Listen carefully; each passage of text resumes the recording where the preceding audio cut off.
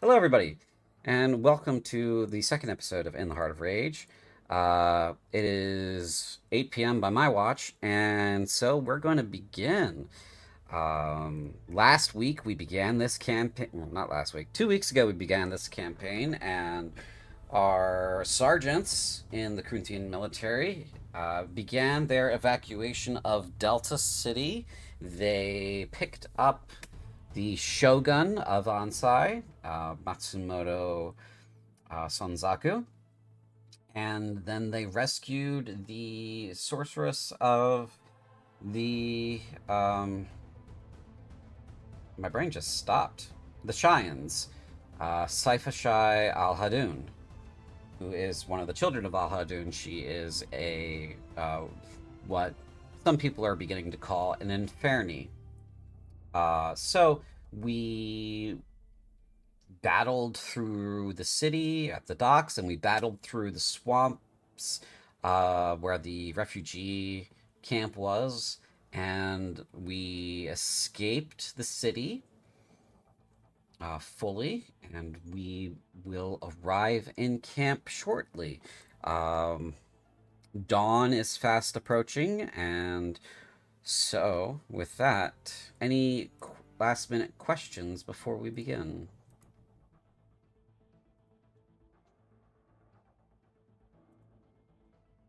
None from me. I'm good. For Okay. me?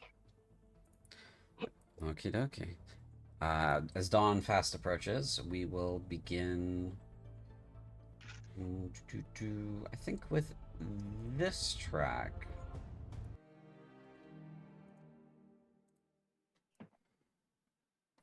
Oh, no, how dare you. Let me go ahead and there we go. You should be able to find your own token on this map here. This is your camp. This is the camp outside of Delta. Incredible. This is all of your squatties, as well as a few key NPCs. So, as the sun begins to rise in the east, peeking over the horizon, there are no mountains to obscure the sunrise here, and so it is an early sunrise compared to the rest of Cruinthe. The day begins, and the scene is yours. A harsh wind blows, and there is a fetid stench rising from the swamp.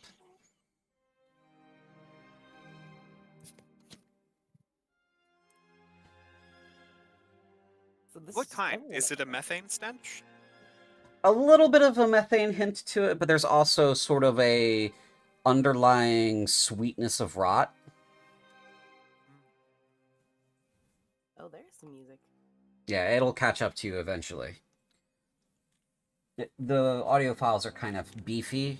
If I preload them, it'll tank everybody's connection all at the same time Yeah.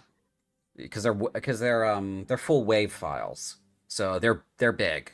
It's not like a MP3 where it's like only 3 MB, right? So That is legitimately what happened in our last curse mm, Foundry got tanked. yeah, it'll do that when I load some big stuff. So, but yeah, the dawn has come and it begins to rain.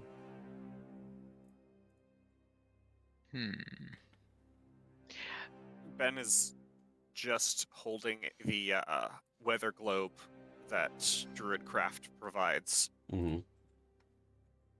It's about to, and then it starts raining. Yep. I suppose. Go ahead. Sorry. Sorry. Just the other thing would be using Druidcraft. How long does this rain look to last? Go ahead and give me an Arcana check. See what you're reading from it. I will note it gives me the next 24 hours automatically. I know, but I want you to roll it for dramatic effect. Fair.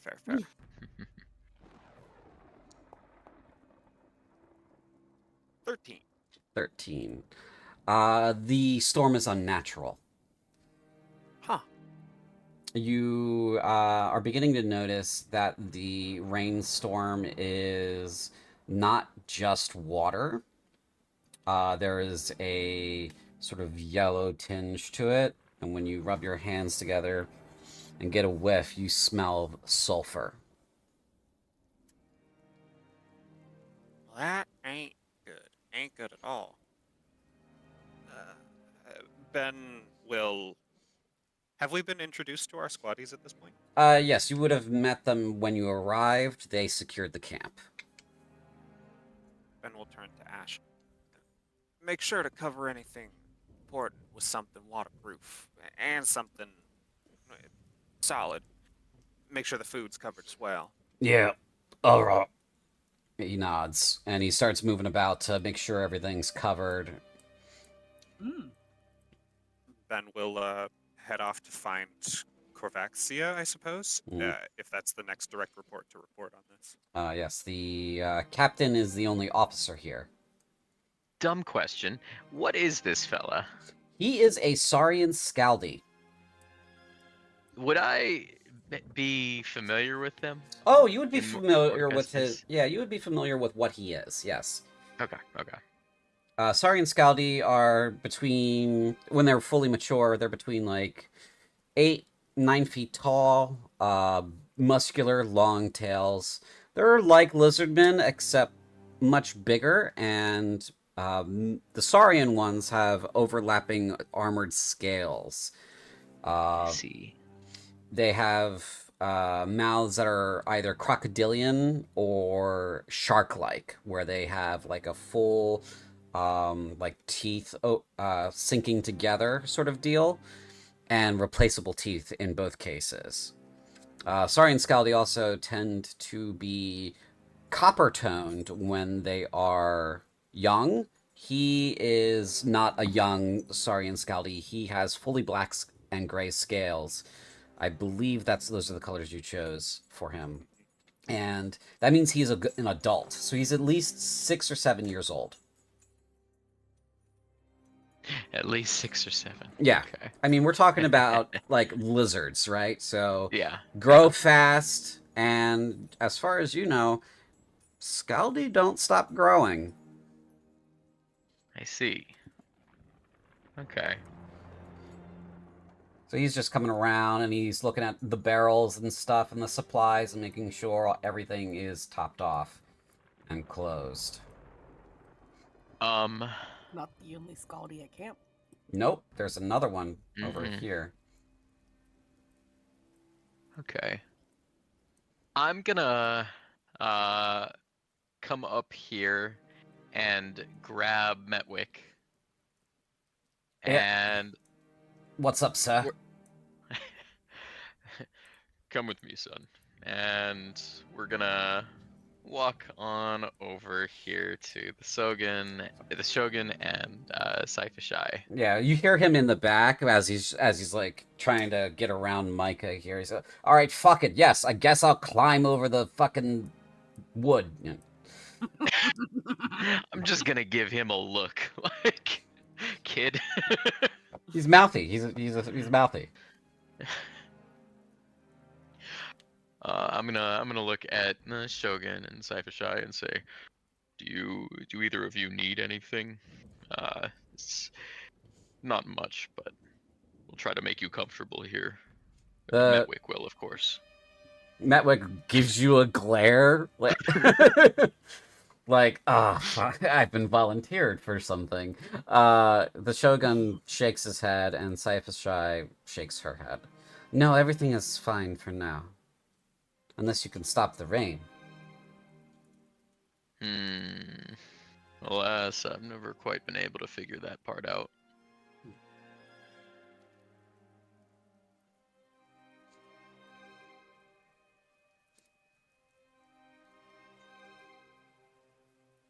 She does not respond. She just looks at you and smiles.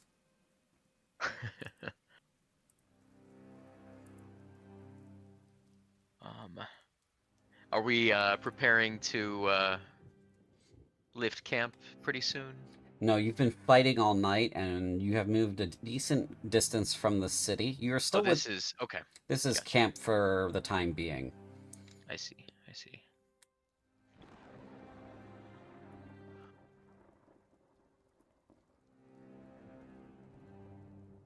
Anything else, Mordecai, for right now? I'm honestly, I'm trying to think up questions for them. If someone else has something Yeah, they want to we do, can I'm come. working on it We right can come now. back to you. Yeah. No, I Yes. was gonna come over as well. That's Oh, the okay. only thing I was gonna do. Oh, okay.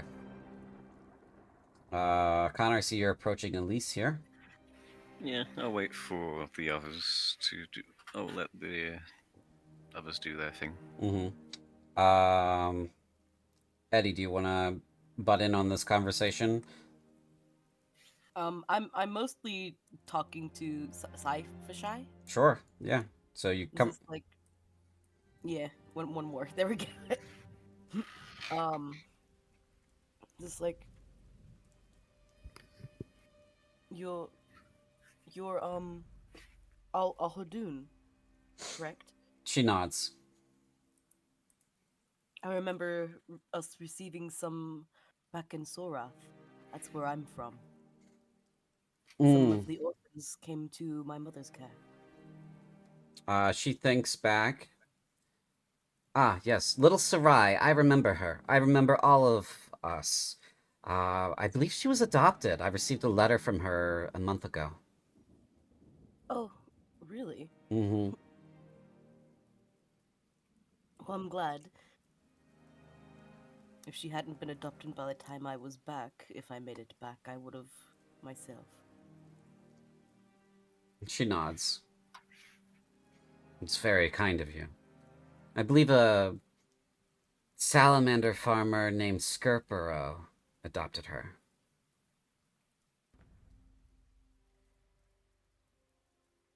She, Oh. she's referencing a character that is actually in your journal. Oh.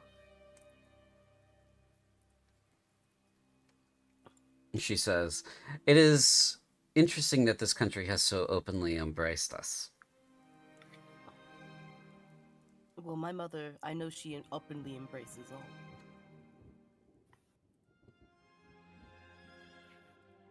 I wasn't very bright when I was born. I remember my mother left me for the wolves. So you have a I was second unwanted one. as well. Mm.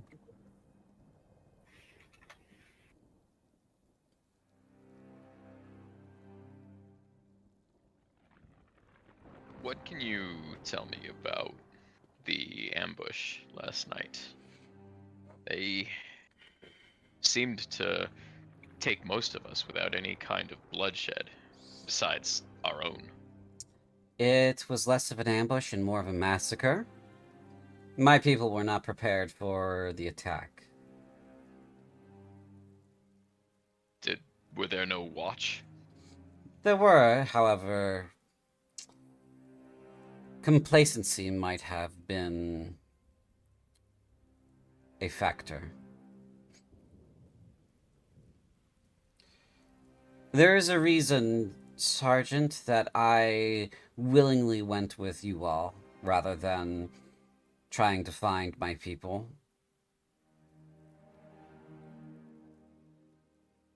I see.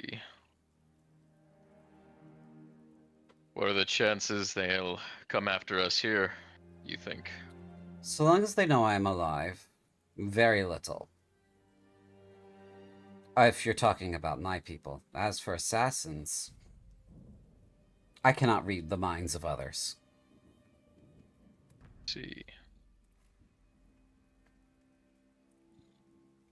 We should keep a watch. Medwick, go tell Jaffa to get off his rump and do a patrol. Have him take Garrett with him. He nods and walks off.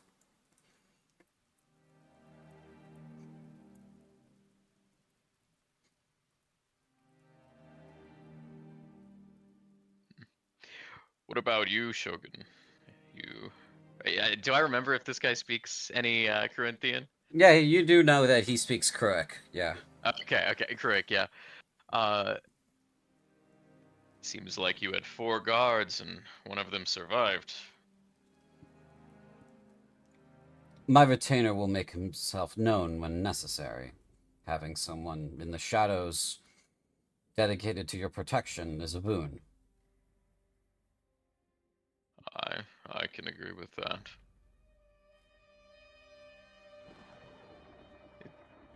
The assassins that came after you in particular were very adept. Very bloodthirsty. We would have managed somehow. Sure. That was out of character, right? No. Oh, he shoots a very dirty look at you, Edelweiss.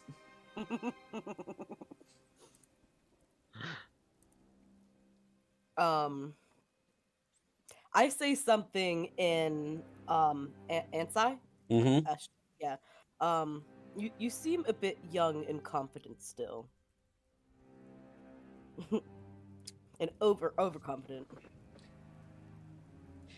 He says back in Ansai, I have survived this long not through confidence but through metal. My people have been the first to make contact with the demons. I will slay Tal. He is my blood-sworn enemy. I'm gonna feel at the sack on my waist. Subconsciously. Mm.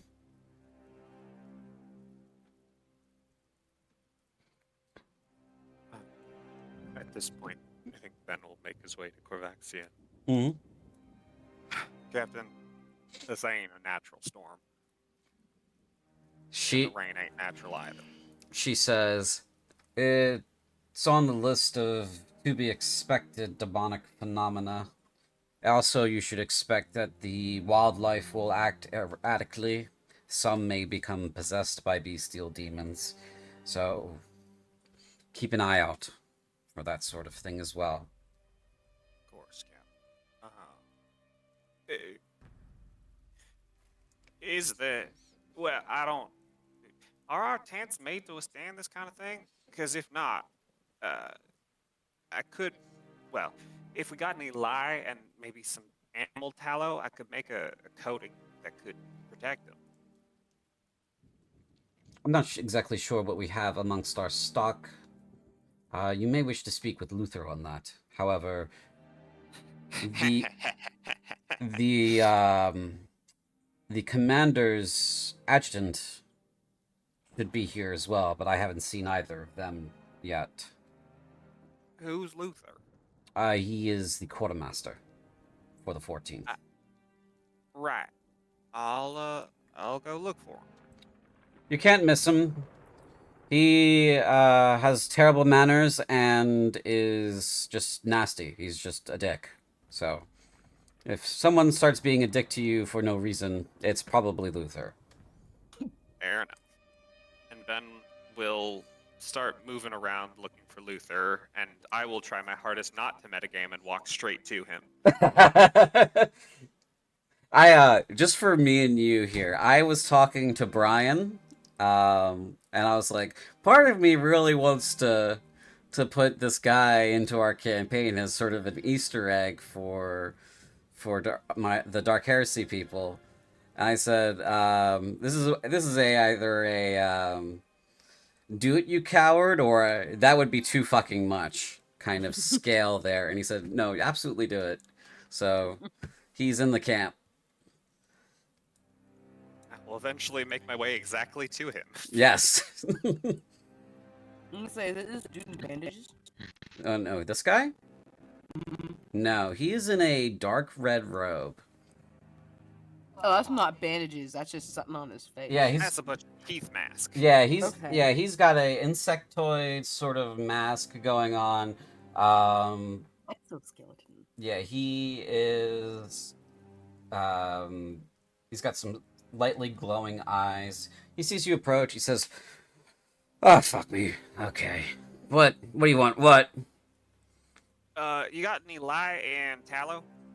Lion what are we doing? Are we making candles today? Is that what we're doing? Well, I was gonna make an alkaline coating for the tents so that all of our shit don't get eaten by the rain. Oh, okay. Yeah, I got Lion Yeah. Excellent. Uh, I'll actually one other question. Do you have just sort of like the stuff you need to mix it? I only got my healer's kit on me. Oh, you want me I'm to? asking if he has a alchemist kit because Yeah. I have proficiency, but not the thing. And he says, "Oh, you want me to dig up the tools too for you, huh? Okay, fine." And so this introduces our supply point mechanics here. Yeah. So Luther can acquire a great variety of things for the cost of supply points. Gold is not going to be traded in this campaign. Supply points are. So when you receive supply points, use them wisely. A item that is of a normal sort of rarity, and this goes by rarity, is easily acquired, may or may not cost supply points. If it does, such as a common sword, right, your regular good old fashioned steel sword, at most it'll cost a quarter of a supply point. At the at the very least, it'll be free. So, depending on what you want, it is either going to cost a supply point or it's free. Magic items will cost supply points in increasing number dependent on the rarity. So your common magical item costs 1 supply point. Rare or uncommon costs 2. Rare costs 3, and so on. However, availability is also a thing. So you can't go ahead and say, Luther, I would like a deck of many things. He will give you the finger and tell you to go find it yourself. Reasonable. Yeah, so As is very justified. yeah, so some requests are reasonable that he would be able to acquire for you, and others are not. He is also what is called a runesmith. And so he can customize items that are mundane and make them magical much faster than any sort of D&D normal enchanting process. He can more or less do it within an hour at the most, maybe 2. Instantaneous if it's simple. The problem with that is he only has a certain number of things that he can do a day, and he only has a certain availability of enchantments that he can provide. Some of them are elemental, some of them are the basic bonuses, and some of them are more specific, but it depends on your relationship with him and how much he actually cares about you and the rest of the party. He does follow Corvaxia's orders, however, he is, a quartermaster, so he's also the unofficial god of his domain within the camp, which is over, control over the supplies. Here's the other thing that supply points are important for. Your supply points also go to your squads for upgrades, and they also count as your rations or your supplies for your units so that you remain healthy. So, that being said, supply points are very valuable because you need at least 5 of them per day to keep your squads healthy. If you want to upgrade your squads and keep them from dying, or at least improve their efficacy, you will need more. If you want to improve your weapons and gear and gain magical items, you will either have to find those yourself or buy them with supply points from Luther, which makes them more valuable still. So, budgeting your supply points as a group is very important. Right now, you have 3. However, you have enough in the bank to safely provide food for today for your squads. Right. Interesting. So, unfortunately, there's no, I have this much money for myself, I can buy it what I want. Instead, you have to talk with your team and figure out what is the best usage of your supply points. A toolkit will cost half a supply point because of the benefits a toolkit can do. I suppose, out of character, I am happy to discuss this with the group if this is something you guys feel is necessary or unnecessary. In character, Ben is not thinking of other people's opinions. He's just thinking of doing something. So I'm happy to take your opinions and then modify Ben's actions accordingly. I don't mind. Yeah. My like yeah, I think it's a good idea. And my character in particular would be for it. All right. Toolkits have a lot of utility. If you're unsure about what they can do, you can check the crafting guide. Largely, what they are capable of is providing you with means to accomplish things, create items.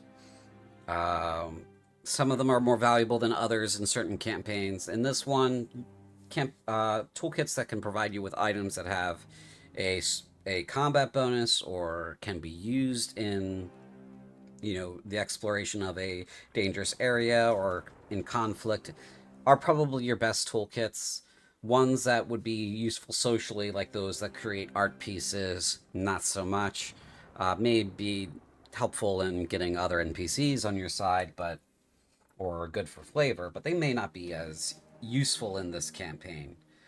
So your wood carving kit, it's nice to make ducks, but you know they're not as good as grenades. So does anybody have any questions? Everybody understand? Yeah. I believe so.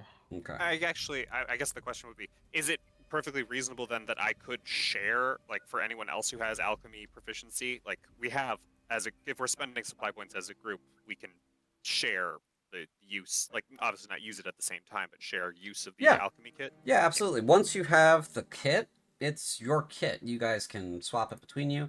Part of that's there's the trade system that is in the bottom left hand corner where you click the request trade button. That works. I've tested it a lot. You can swap things between your characters there. What am I doing? And you can use your party vault. Your party vault is under your utility folder. There is already a smith's tools in there, so if you need to do any smithing, that tool set's in there. Supplies for the smithing, however, will come from supply points.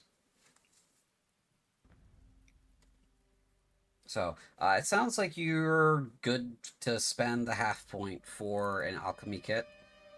Certainly. So let me go ahead and get that to you. He will scrounge up the flasks and objects that will make up a alchemy kit, and that is now in your inventory. It is 8 pounds, so you may want to, put it away or shove it in the vault when you're going into combat. Indeed. Actually, I was wondering, sorry, where specifically is the vault in the? Under your player characters folder, inside the In the Heart of Rage folder, under utility. Let me make sure you guys can see it. You can't. Okay. I cannot. Yeah. Yeah. There's observer, observer,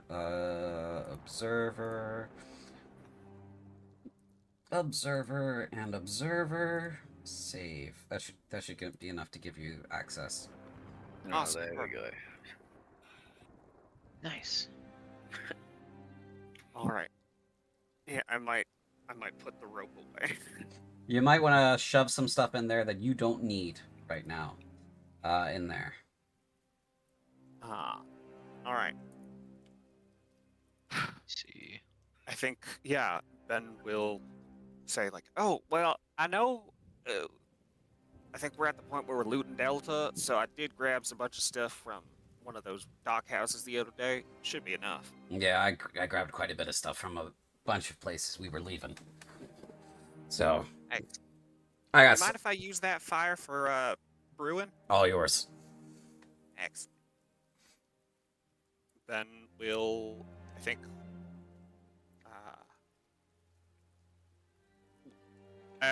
alchemy, I guess, which kind of check is alchemy?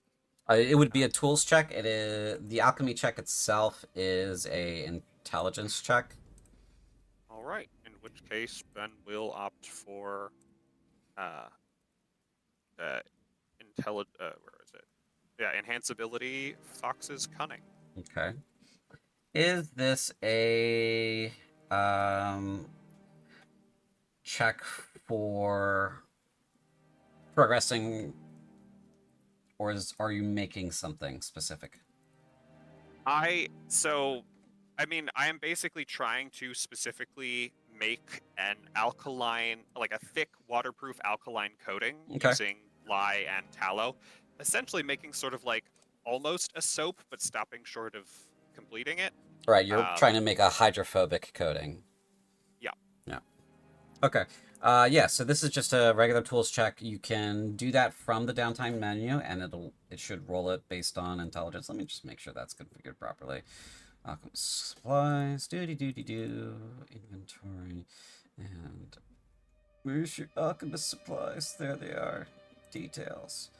Intelligence, yes, that's correct. Okay, so from the downtime menu, go ahead and click on the button for alchemy -novice and make your roll. You get advantage from your fox's cunning.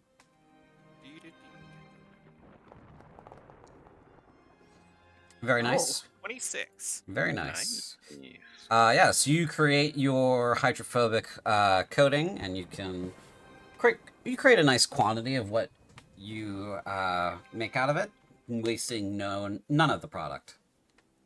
All right. Ben will holler over to, I guess, yeah, if I've met everybody. Ash, Micah, Tom, Linnea. Oh, and Francois. Get over here, Francois. Ash comes thundering around the corner. Excuse me. Excuse me. Oh. No, God. Yeah. Francois takes his time.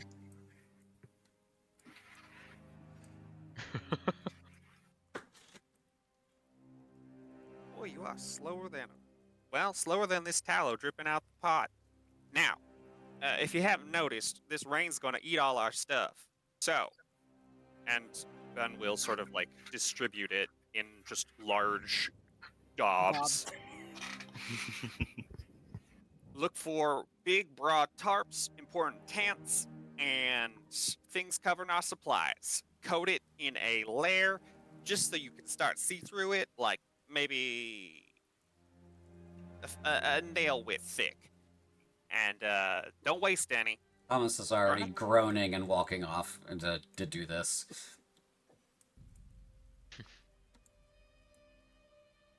Excellent. So your team starts working on this project now. Are any of these tents specifically for someone in particular? I'm asking because I want to know if I have a specific tent. You can have a specific tent if you want. Okay. I put you guys in random spots around the camp. The only the only two tents that I'm leaving specified is this one's Sypha's, and this one is the Shogun's. Okay. Fair. I'm gonna go ahead and retreat to my tent, which I'm just gonna go ahead and assume that it's this one. Sure, why not? Sure. If that works. For a moment, because I've got an urge to check The book? Okay. I do. Yeah, you got an urge to check that book. I do. Okay. While that's going on, we're gonna go over here and we're gonna zoom in on Connor. Oh. Connor, you've approached Elise while they're going about their business over there. There seems to be some hullabaloo, people touching people's tents and stuff.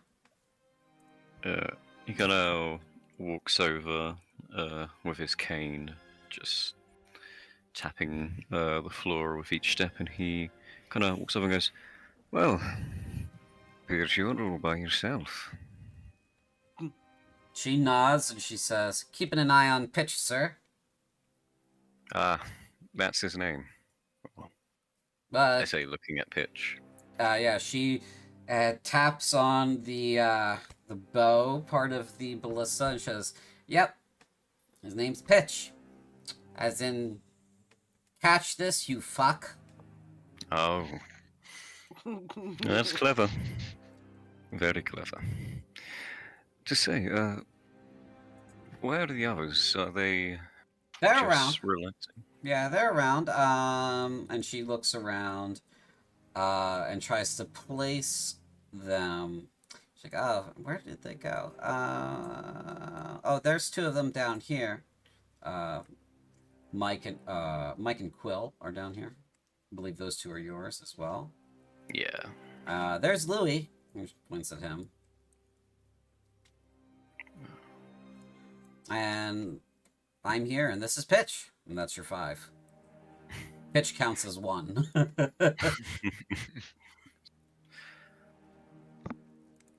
Will you be joining the others near the fire? Maybe. Well, I kind of just watch this guy like running around. Yeah. Pitch. Ben, I imagine you're just slathering Pitch with this Like- tallow. I was like, I imagine this is probably something we don't want eaten by acid rain. No, Sergeant, she says. All right, then you can finish up for me, and he'll slap a blob of the waterproof stuff into her Same. hand. Okay, she looks at it and she goes, "Okay." And she just starts It kind of. giving Pitch kinda- he There's treatment. chaos he- going on and kind of. He help. kind of like slams his cane slightly on the ground, giving this guy a look as he walks away. Yeah. You, of course, absolutely see Ben's squad just slathering this stuff all over everybody's stuff.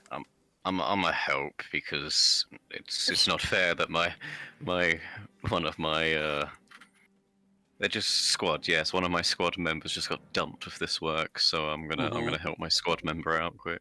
Yeah. Captain, your armor needs lathering? No, it doesn't. Really? It's resistant to acid? It's magical in that way. Ah, damn.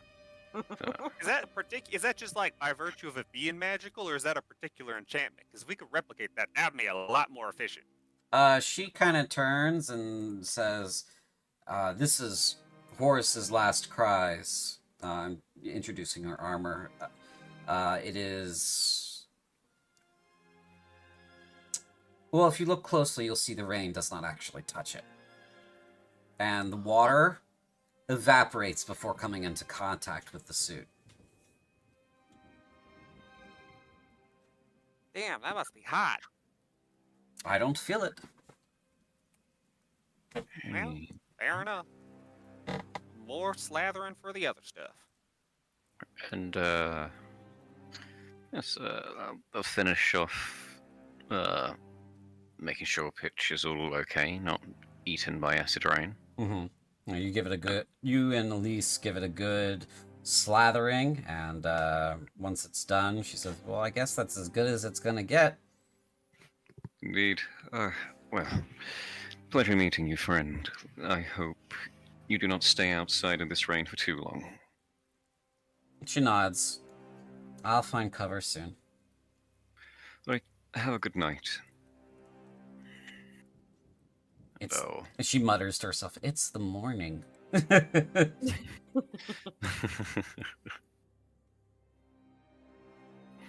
I can't see anything. Kind of walks over to This is Louis. And yeah. these 4 guys are kind of shooting the shit. Well, salutations. Sergeant? What can How I you do for you? doing? Oh, we're good. We're good. We're just keeping it nice and cozy in here. We're keeping it good. How about yourself? I'm doing well. Just wanted to properly introduce myself to you. Mm. Don't want to be a stranger, you know. Appreciate that, Sarge. Well, if you need anything, you know my face now.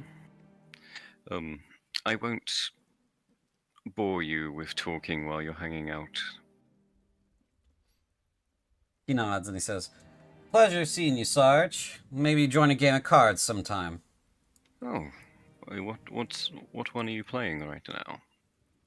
Well, between you, me, and the wall, I am particularly happy to play Wheel of War, but these guys like War of North and South in specific. You might have to remind me how to play that. I spent too many years studying different kind of books and not studying how to be fun. He says with a smile. Anytime, Sarge. You just find yourself a playing card set and we're good to go. Sure thing. Well, have a good one. I'm gonna make my way to my last two boys. Okay. Hello, hello. I feel like Jaskier would like readily offer to help Ben. He's good boy. Your two guys here say, Sergeant, just keeping watch on the path here. Ah, swell. Just wanted to introduce myself, that's all. As you know, I'm Connor. Did I catch your names? Mike, Quill. It's a pleasure to meet you too. Do you need anything while you're out here? Some cover would be nice. Yeah. It's strange for it to rain this heavy in summer, but Ah, well, word's been going around that this is actually acid rain. oh, fucking So you- fun. Great. Yes, you might want to seek shelter soonish. Great, okay. And he steps under the tree, and he's already under this tree. This sucks. This sucks. This sucks a lot. Oh, I 100% agree. This sucks. Luckily, I have this mage armor on currently protecting me. He kind What of, Mike kind of like narrows his eyes. It's just He's back. He returns. Ben comes walking by. He's still got the globs in his hands. This only dumps more work on my men. Oh, look, you look like you're doing nothing. Plop. You know, I wonder if we could capture some of this rain and distill it to get the sulfur at.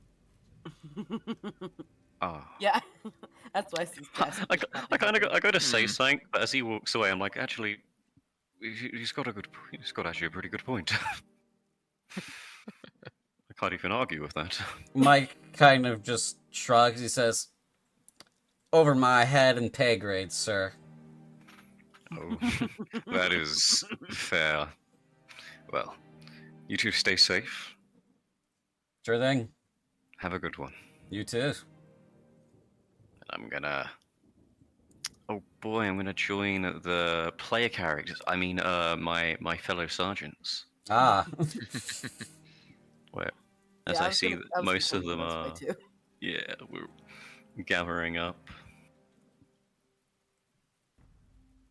Darrow, Yes. you have gone into your tent to read. Yes. Okay. We will come to that when when this conversation here in the center is done. Yeah, I was gonna say as soon as Ada Weiss is anywhere close to the captain, her shoulders stiffen up and she has her arms behind her back. Good posture. as I casually walk over. What are you, part of the High Honor Society? I'm at least keeping rank while I'm around the captain. Ah, whoosh. Rank doesn't mean squat.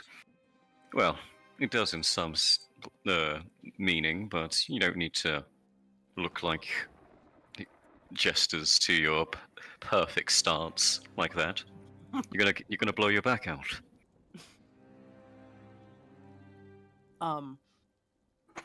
You can tell just by looking at Connor, he's not a very honorable. Doesn't look very honorable, to say the least. The man has a permanent slouch. Yeah, look at his picture. You can clearly see his permanent slouch.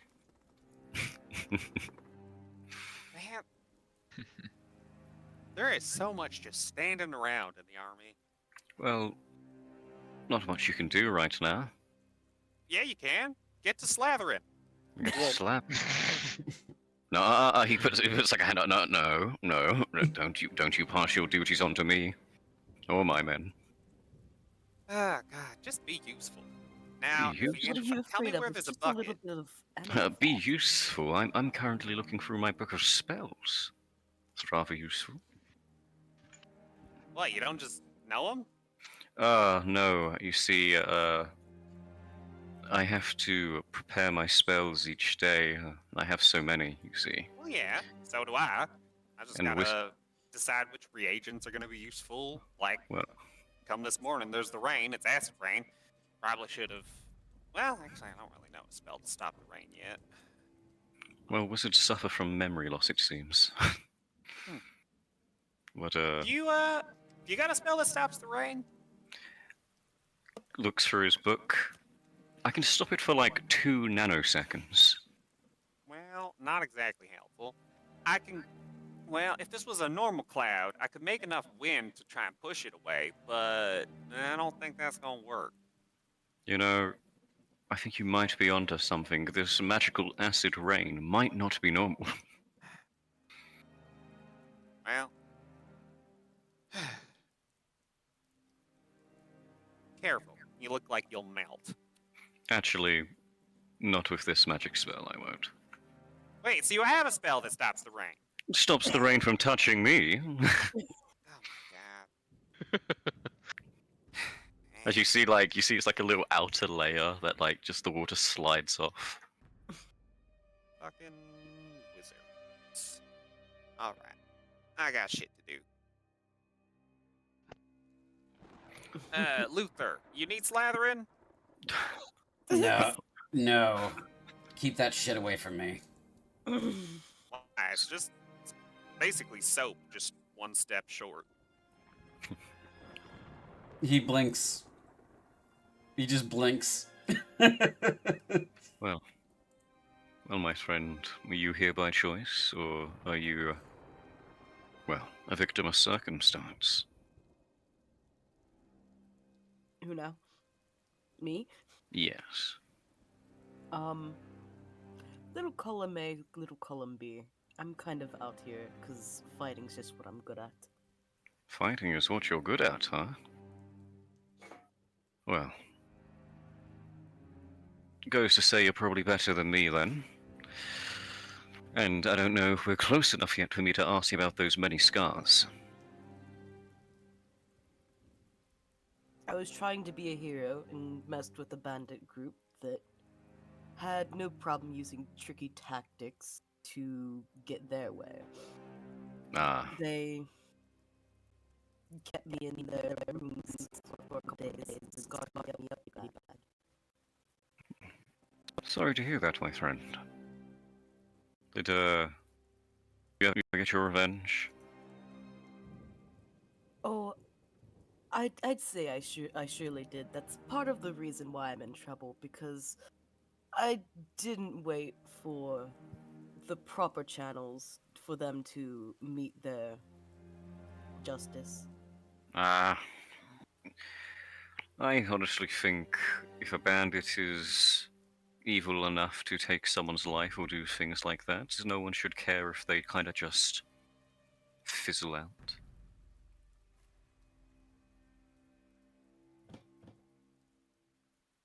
Call it dark or unlawful, but I say that's just.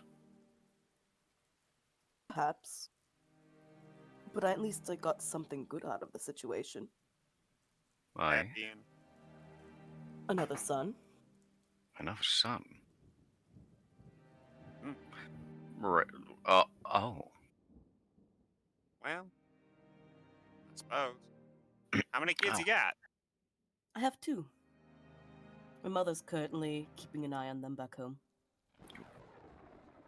How old are your lads? One would be 10, and the other's just 4.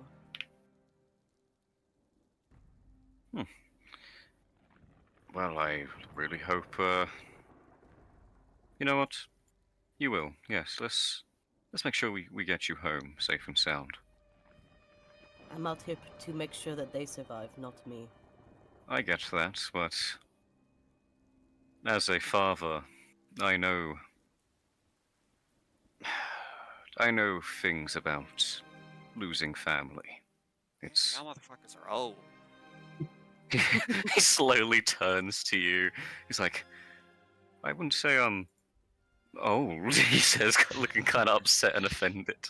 Oh no, I get it. I'm here because my mom and my dad can keep my little brother and sister safe for better than I can. So they couldn't get drafted. So I'm I here. mean, I'm not that old. I just had my first young. am I old? He says, he kind of looks like he's touching his beard slightly, checking if there's any grey hairs. I'm only 42. Hmm. Well, I guess for Trash Revere standards, that's well. Let me just say, you act old. He lifts up his cane and points it at you. Like, well, listen, and then looks at what he's doing. He's like, oh, damn it, I'm just like that. Not old enough to dissuade me, at least. Well, Well. Social awkwardness, it seems it has struck.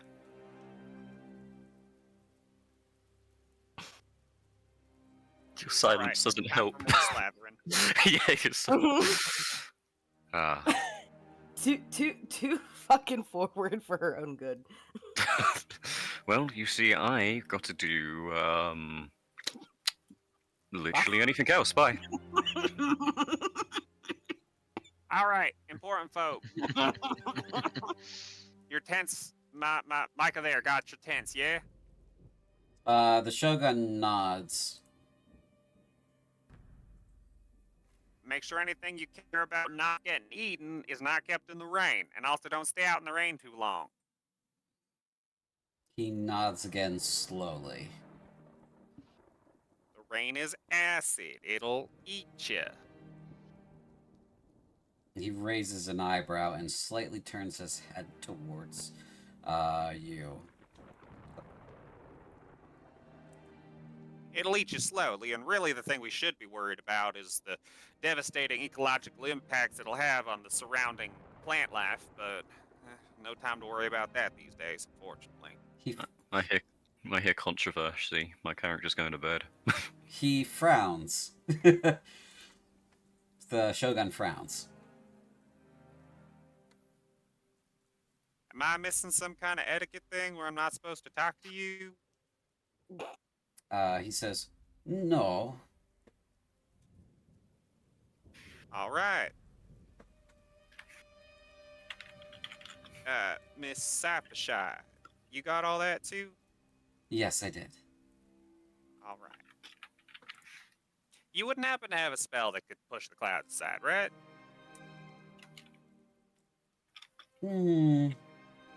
No, I do have a spell that could bring a cloud here that is quite deadly, but I don't have one that could push the clouds away. Unfortunate. We are blessed with what we are blessed with. Ain't that right?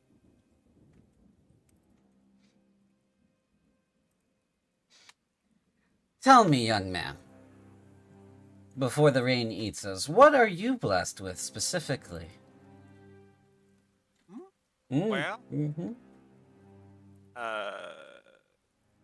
my mom taught me. My dad taught me about plants and animals and the earth and all that. My mom taught me about it, I guess, in a little different of a way. And she taught me, well, she taught me how to shoot a bow, but I'm no good at it. And honestly, I'm probably not as good at knowing about plants and animals as my little brother. They kind of, the spitting image of my parents, and I'm kind of just sort of like, you know, the first attempt. Yeah. I can make a berry, a real good berry. Here, you hungry? I'd be delighted. Then we'll cast good berry. Any flavors you like, I can make them different flavors. Oh, I wouldn't even know what to ask for. All right, I'll give you my favorite then, and Ben will cast Good Berry, altering the flavor to make it taste like a hibiscus tea. Okay. She takes it, eats it, chews it. Interesting. This is a very interesting spell. Probably your best icebreaker for conversation. Well, it does help when you got food, whether it's talking to birds or talking to people. And Ben will offer one to the Shogun. The Shogun takes one very hesitantly. I can cast protection from poison on you if you want first. No, he says, and he eats it. So you can talk to birds? Well, yeah.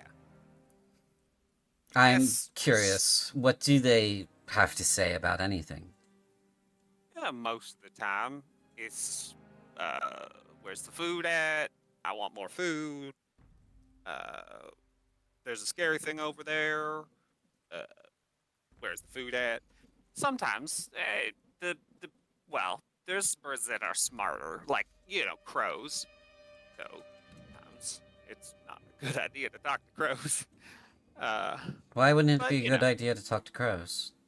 Well, they ain't always crows, especially not here in Scarapatica. Are we in Scraptica? I thought we were in the Weeping Mire. I guess yeah, that's true. Maybe it's safe to talk to crows here.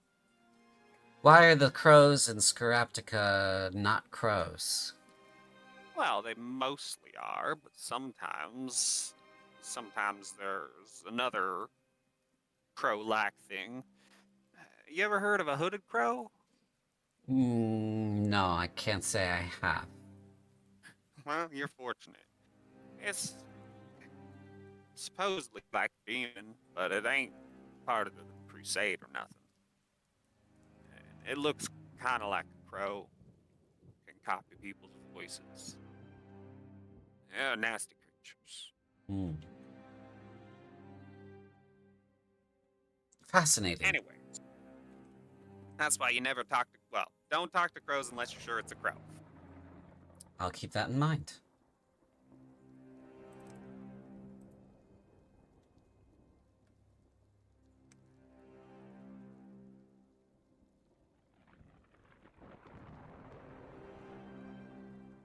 She kind of waits for a moment, and then the Shogun begins to speak with her about something. Let me just find my note here. He says to her,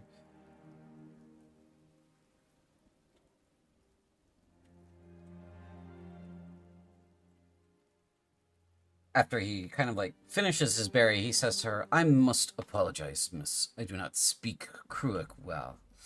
I should have come by before this to introduce myself as one head of state to another. I am Shogun Sonzaku Matsumoro. And she says, I am not a head of state, as it were. I suppose I am a leader of my people, but there is no Cheyenne state. There aren't even city-states anymore. He then says, I am sorry, miss. You are wrong. He bows. Your people are the state. You are strong and a survivor. And then she says, after a brief moment and a laugh, I'm terrified. He has a long pause and then says, very quietly, I am too. I would like to make an insight check on these Sure. folks. How old are they're both like teenagers, right? Yeah.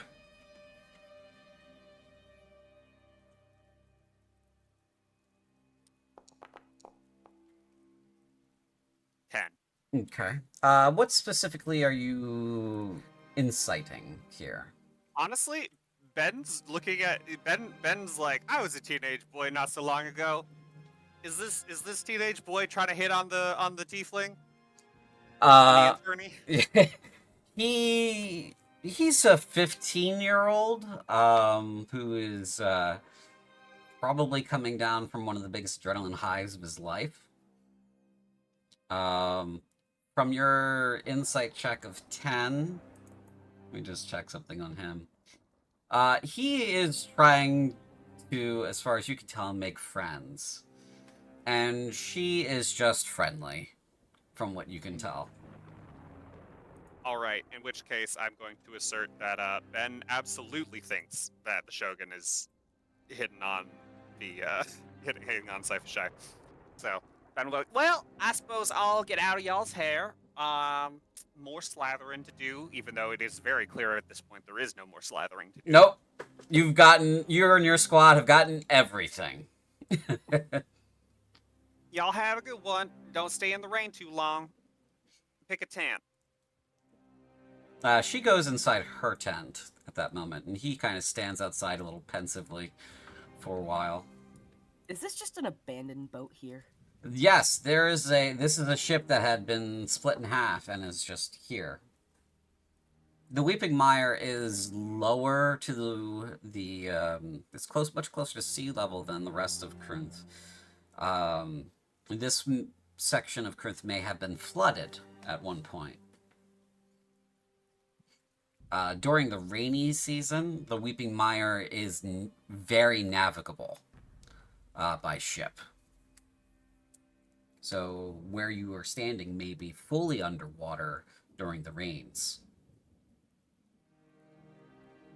So, this isn't gonna be safe if it keeps raining like this.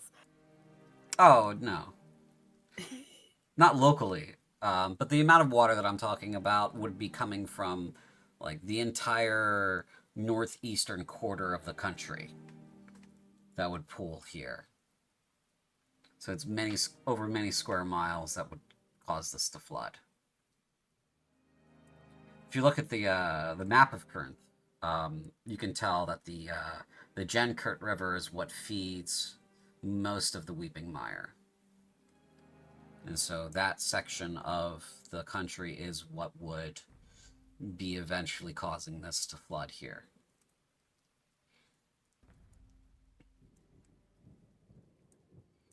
I see.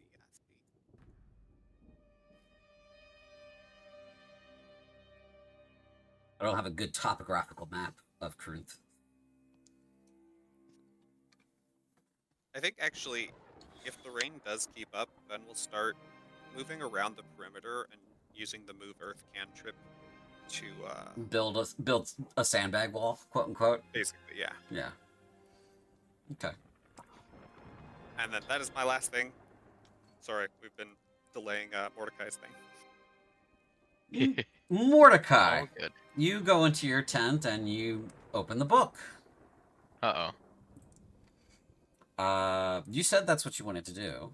So. It is. It is. Okay.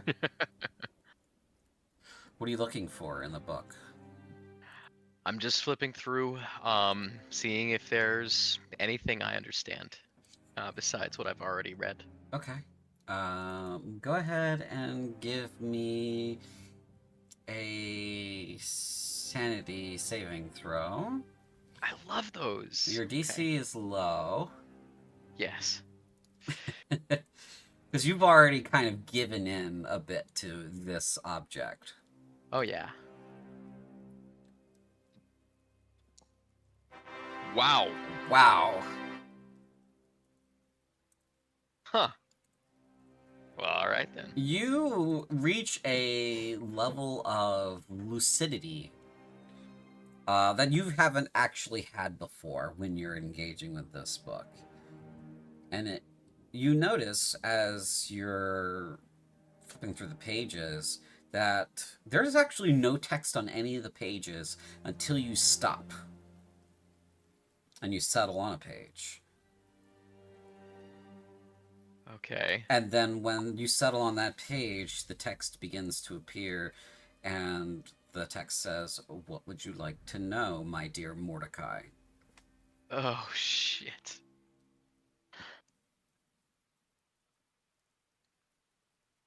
I'm gonna just look at the page, kind of bewildered. No, no, no, no. The page goes, yes, yes. I'm here for you. You picked me up. You looked inside. We are bound. Ask Oh, me no. anything, my dear Mordecai.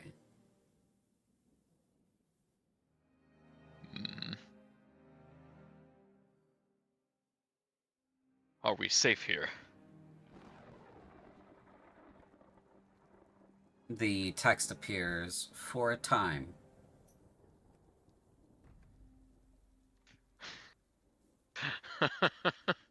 um,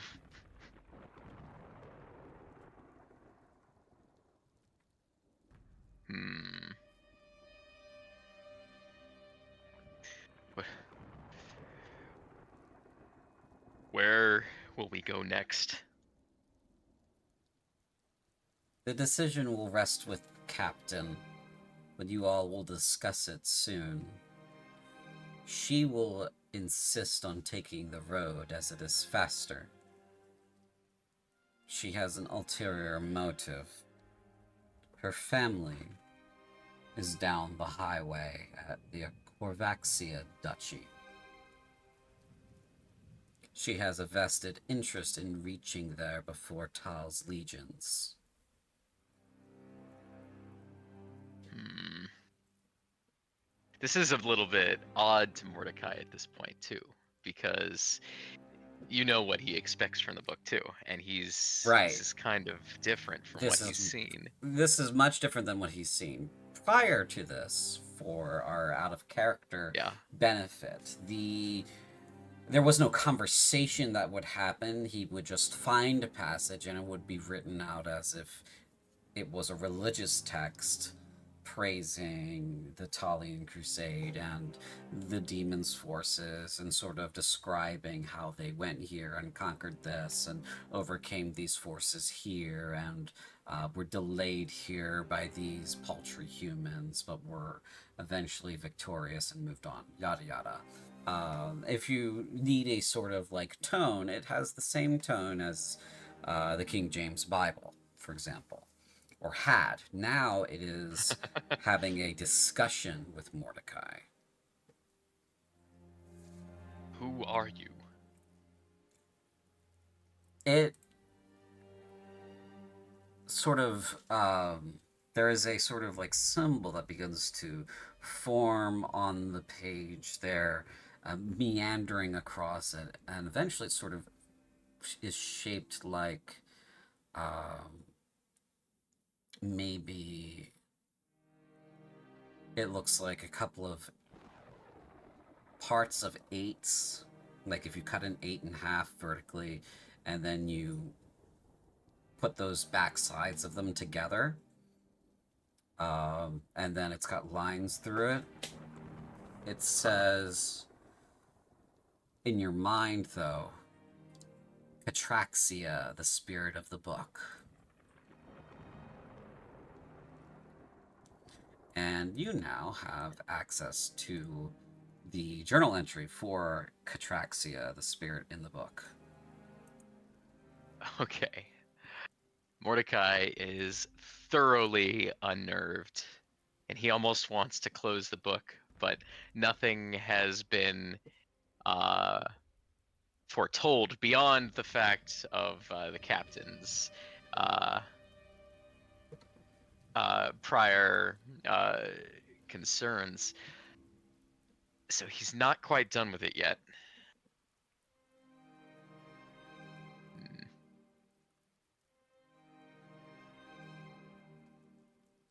Will we be attacked on the way?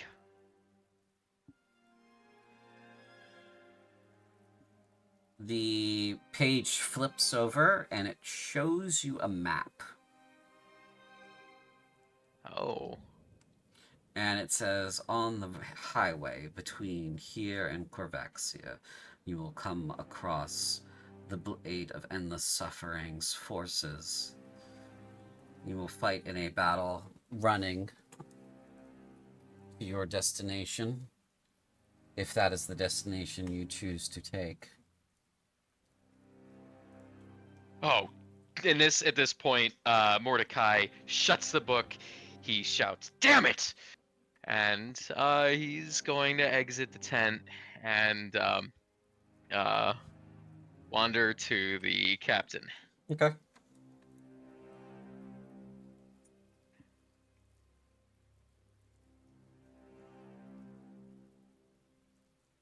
Mordecai, you Captain, seem troubled. uh, it's it's nothing. Where are Make a we? deception check.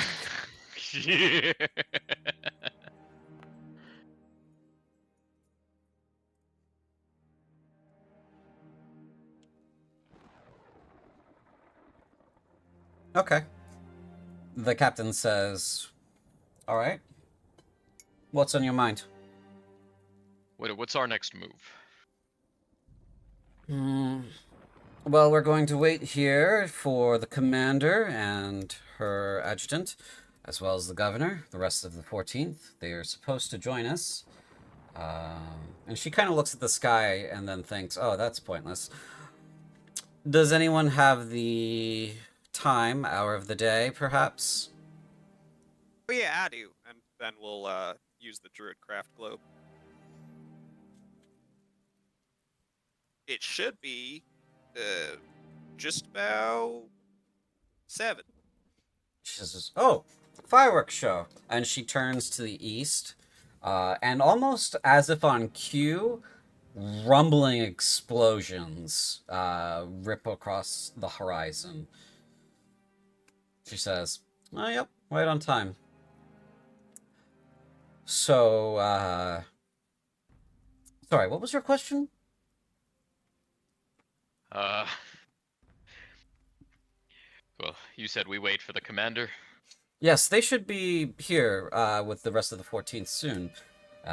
We had booby-trapped the city, as was in the briefing, and the bombardment began this morning, very small hours of the morning. Saw the Belchers trying to burn the city down from a distance. Could see their fireballs arcing across the sky. They're terrible shots without their squads. Expected the commander before now. She may have been waylaid for a little bit, but she should have the governor and her adjutant. She should be here with the rest of the 14th soon. If they don't arrive by the end of day, we will proceed by night along the highway towards Corvaxia Duchy to resupply there, and then we will make our way to Helcorth via the road. It'll be much faster than trying to trudge through the Weeping Mire with this many people. Is there any way I could convince you to take us through the mire? My squad can find us a path, even wide enough for the siege equipment. Make a persuasion check.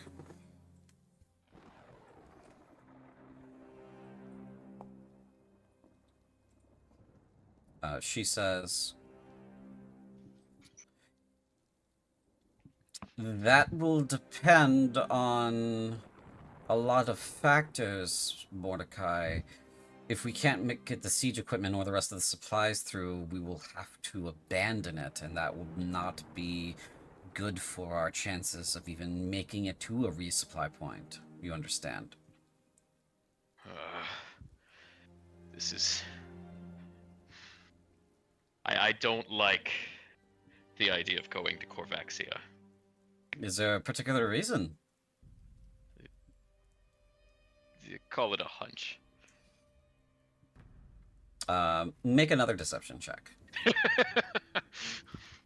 Could I potentially insight this as well? Yeah.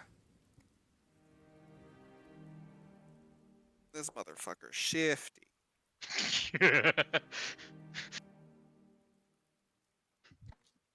Okay.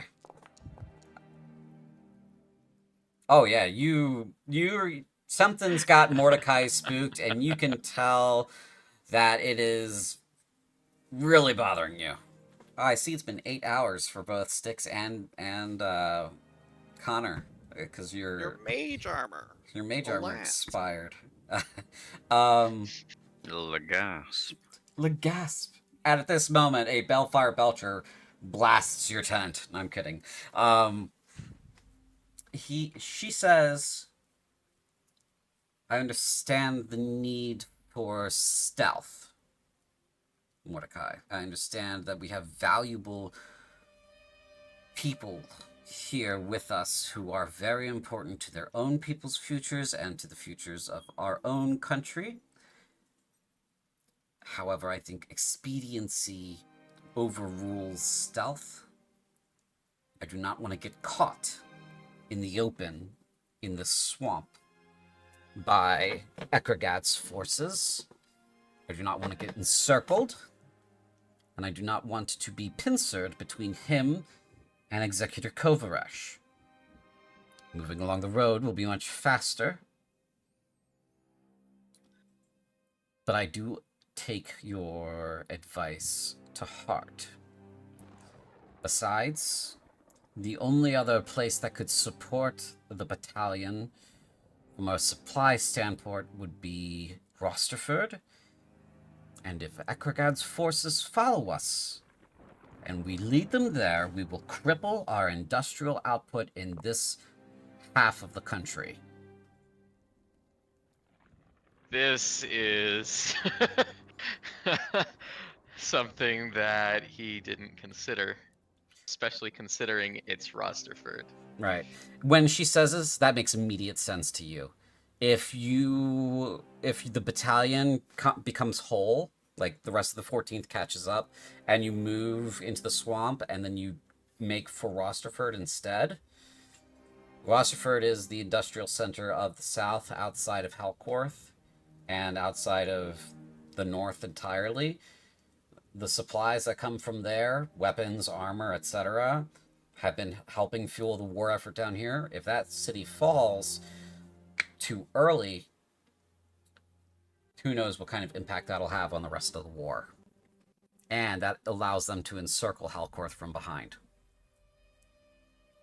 Of course. And gives them access to Yeah.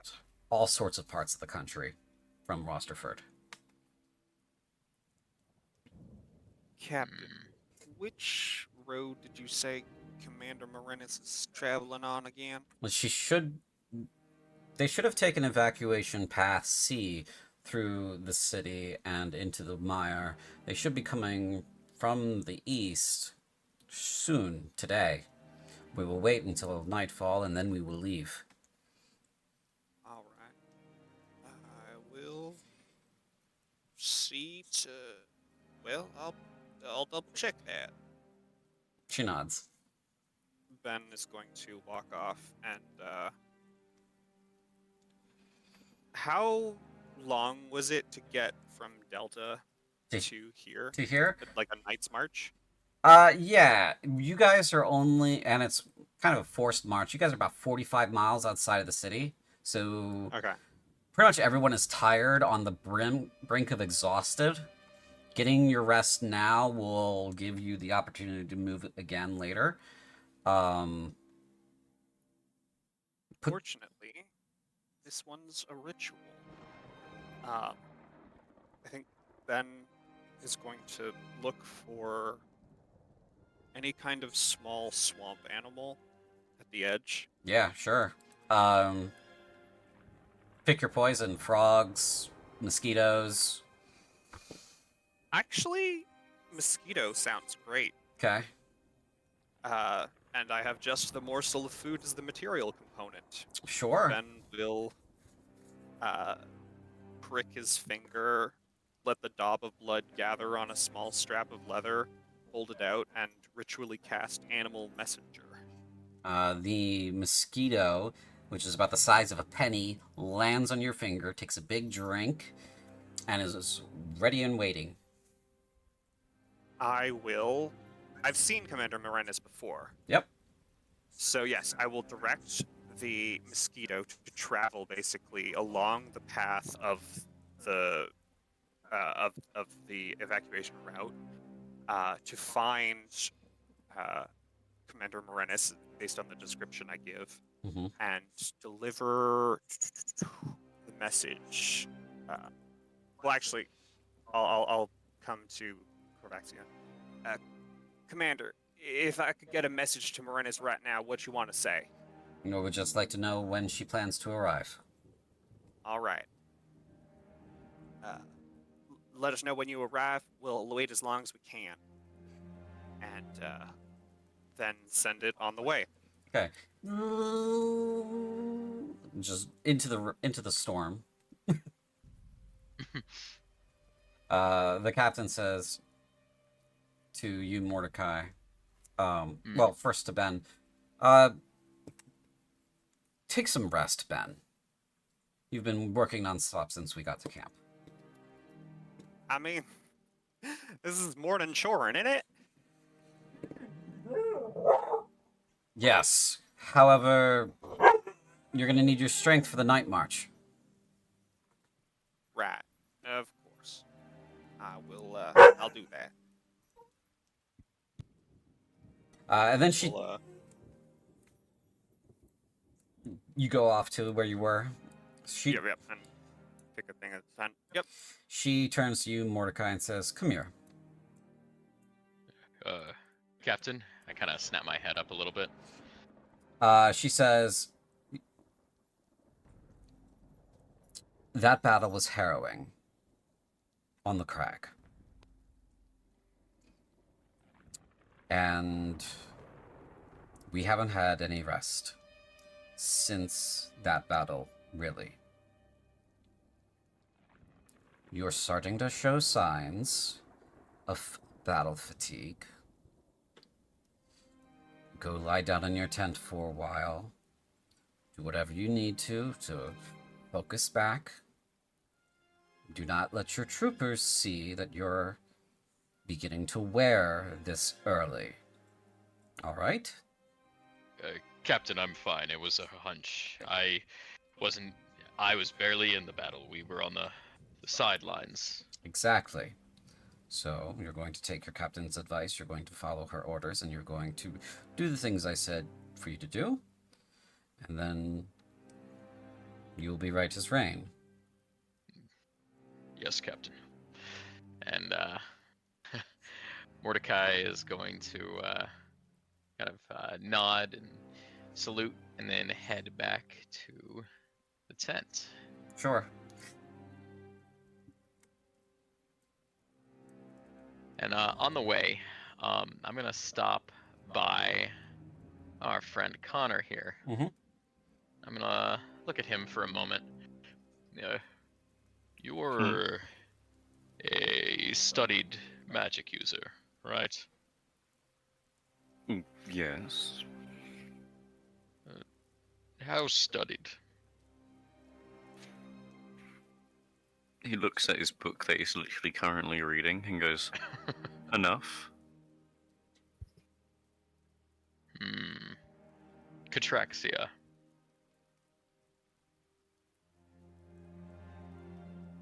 Pardon? Sorry, it was an inside joke. Don't worry about it. I need to rest. The captain says I'm fatigued. And I'm gonna wander back over and go inside the tent. Okay. That's my one weird interaction of the day.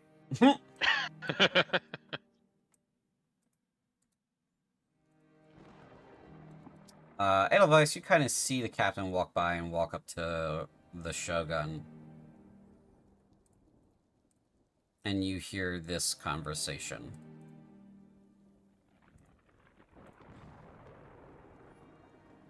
"Shogun Senzaku, I hope you understand why we had to evacuate you from the dockside. Are you in good health?" He says, in reply, "Yes, I am in good health. I am unhappy that I am separated from the majority of my people. I hope there will be a time when I can speak to them again." The captain says, "If things go well, you will. However, when we need to get you to Halcorth. There's a portal there where we will have you transported to Fordeth, the capital. There you'll be the guest of the royal family." Senzaku says, "My place is on the front line with my people, fighting to save ourselves and reclaim our land from these monsters. Demons," she says. "Yes, demons. We know them. We fought them before. It did not go well. Now we have experience. We will win here. The captain says, an honorable and worthy position, Lord Sonzaku. However, I have my orders to get you to Hellcorth so you can be evacuated to Fordeath. He says, we shall see what the future holds. And she walks off a little bit. He returns to his tent. And she begins a conversation with Sifashai. You are too far from them now to hear them over the storm. If you'd like to get closer, you can. Edelweiss is kind of just glad the one dude didn't snitch. Okay, yeah. Kind of just like do casually just walking over. This trooper kind of looks at you like, okay, and then goes back to what she was doing. I just sit on the stump, yeah. Yeah. You come in time to hear the young lady say, Captain, thank you for your swift rescue. She said. The captain responds, it was our honor and privilege to protect you from evil. Sifashai responds, I have a question if you don't mind. Ask away. Will we be safe in Hellcorth? Delta did not have much by way of defenses or troops. I noticed that most of the people have escaped before. Hellcorth is the linchpin of our southern defensive strategy. It is a fortress city. Delta is a newer city and has fewer defenses. Hellcorth is far older. For starters, the walls, the fortress tower, are shielded and deflect incoming magical and mundane bombardment. We have thousands of troops in the city, veterans of this war and others. In the south, there's nowhere safer. I understand. We are to be moved from there after we arrive? Yes. You will take a portal to Fordeath. You will be a guest of the royal family, due to your station and importance to your people. But I'll be separated from them. They need me. I'm what's holding them together. Something for you to discuss with the king or queen, I suppose. Sypha responds, thank you for your time. I shall leave you to your responsibilities. The captain replies, thank you for your time, Sifashai. And she steps away. Sergeant Edelweiss. Can I help you with anything? Yes, I was actually wondering if I could help you with anything. Is there anything metal in need of repairing, like armor? Perhaps even weapons? I would check with some of the regular troopers, make sure their gear is up to par. Speak with Luther, see if there's anything that needs repairs from his end. And that would be all I can imagine at the moment. Have two of your men relieve the two on watch out at the front of the camp. Oh, yes, Captain. And she nods and says, is that all you had for me? Yes. Up to it then. And Yes, she's right on it. And she walks away. Which is considered front of camp? Up here? Front of camp is down here, yeah. Yes. Yeah, that's what she's gonna get, You got the B-boys over here. You got, let's see, brothers. The B brothers. The B brothers, yeah.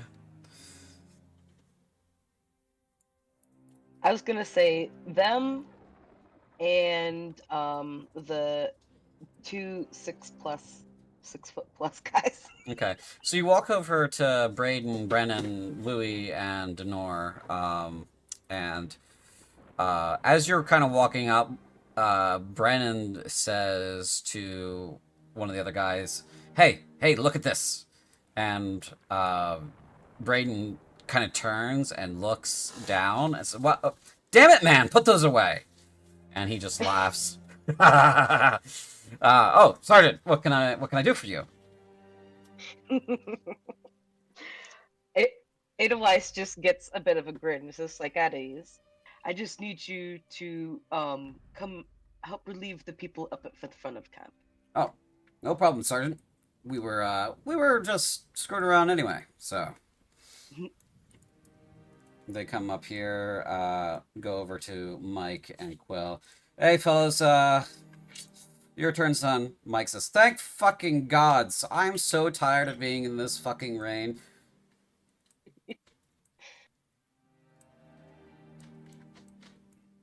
Hey, What's do going you on want to with you? see if the medics packed anything in one of their barrels? Anything fun? Quill's like, ah, yeah, yeah. Let's go take a poke around. Let's see what we can get into. Oh no.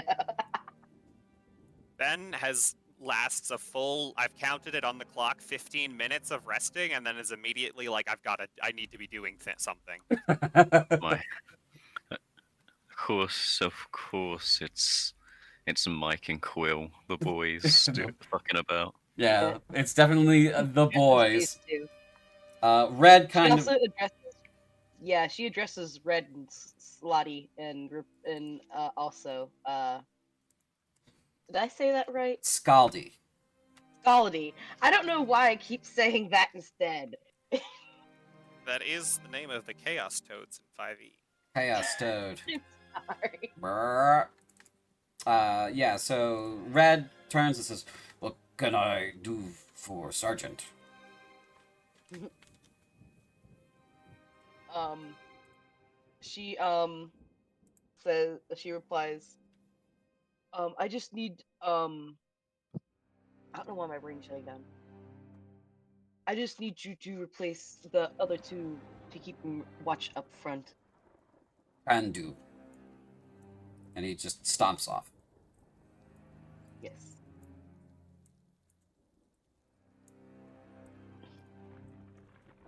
And she also speaks in correct Rolly. This is like translates the same thing. Oh, you what? Oh, okay. No, Riley's like, Red can handle it by himself. He's worth 2 guys. 4 guys, probably. All right.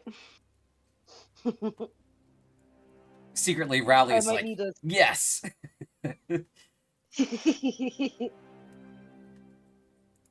you like to accompany me in helping as a second hand while I prepare things? In his brain, he goes, damn it! I guess so, Sergeant.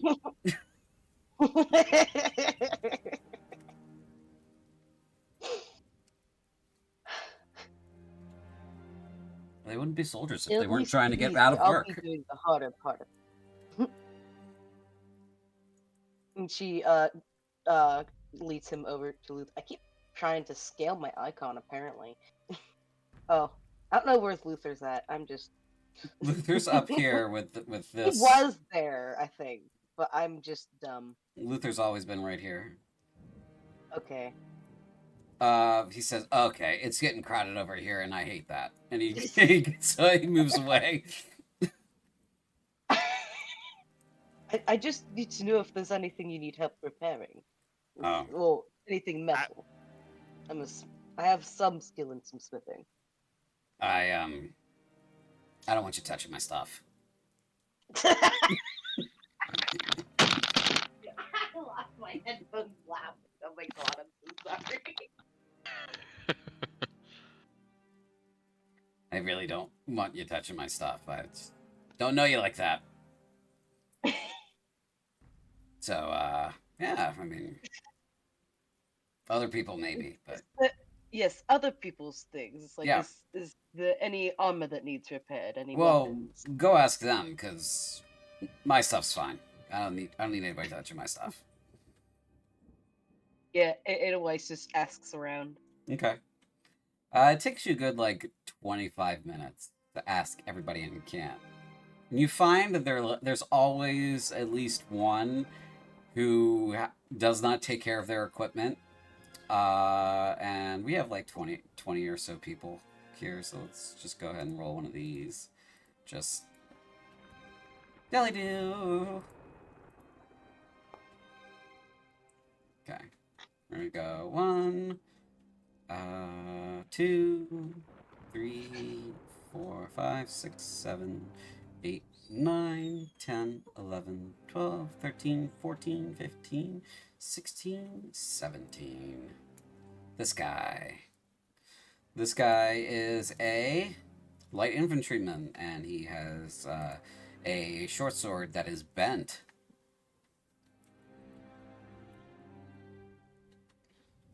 So basically, I'm just working over a fire to fix it. Okay. Or You take a short sword and you work over it on this campfire. and the smithing tools, which Yep. I grabbed from Luther in the camp, probably. Okay. If they're in your inventory, you can go ahead and make a smithing tools check from your downtime tab. I don't think they're already in my inventory. I'm pretty sure I saw that in the camp thing. Yep, it should be in. If it's not in your inventory, it's in the party vault.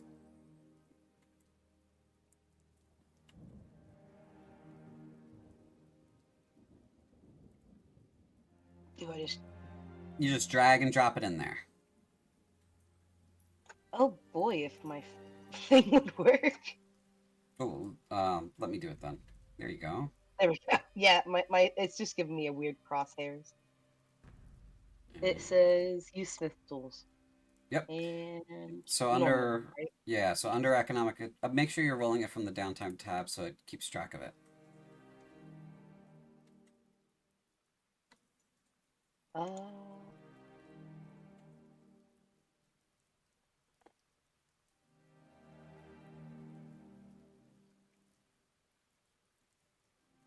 I don't. So on your character sheet, you should have attributes, inventories, features, spellbook, effects, biography, and downtime. There it is. Yep. Okay. And then you click on the icon for blacksmith, which looks like a book right now, but when I'm done clicking on the things, it's no longer going to look like a book. 8. I fuck it up worse. Let's not be very hasty. You don't succeed the DC to improve your skill. However, you might have rolled high enough to repair.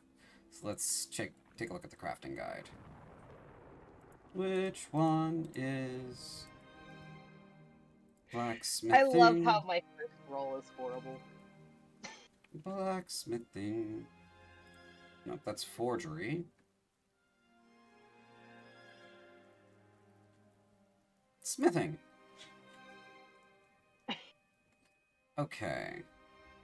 So at the novice level, we are looking at a DC of 8 to 9 for low quality.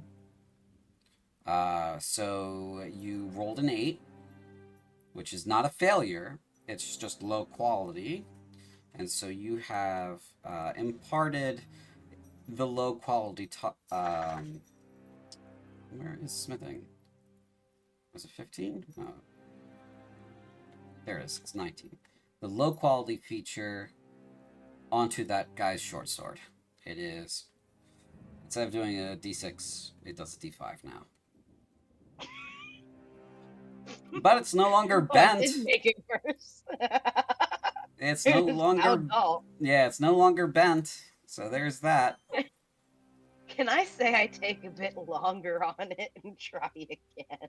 Yeah, you'll be able to try again next day. So, Oh yeah. but right now it's a D5 on that short sword. Okay. Yeah. So on Alsaurus the Third, you'll be able to try again. Hi, puppy. You're a good baby. Okay. So Also going to assume that's one of Styx's people because the ears. yes, that is one of Styx's people because the border Sorry, Styx. the border is purple on their characters. Hmm. Your Oh, so I was pretty smart keeping mine gray. yeah, yours are all silver, and Ben's are all that same border except sort of like a brownish kind of tan color, and Mordecai's are all green, And Connor's are the same color as Ben's, except not a metallic frame. So I can tell by the actual frame whose squad they belong in. Okay. Yeah. It's pretty neat. And this guy's frame is red because it goes with his cloak. And hers is gold because she's the captain. Okay. Anything else anyone would like to do before we take a break and a rest in game? I think with regard to like how much time do we have to like do stuff? Is there enough time to try and brew something? Yeah, you'll have enough time to try and brew something. Mm-hmm. All right. In which case, I guess I would go to Luther and be like, "Listen, man, I'm going crazy. Me too. Tell me you got like some helix in and Gladeria, and I can do the rest." Oh yeah, I got that stuff. All right. Like you. They're still your supplies. You can use them whatever you like, but I just need to do. And then we'll set to start cooking some healing potions. Work I don't have to do is work I'm fine offloading on others. And he'll give you the supplies to make a healing potion.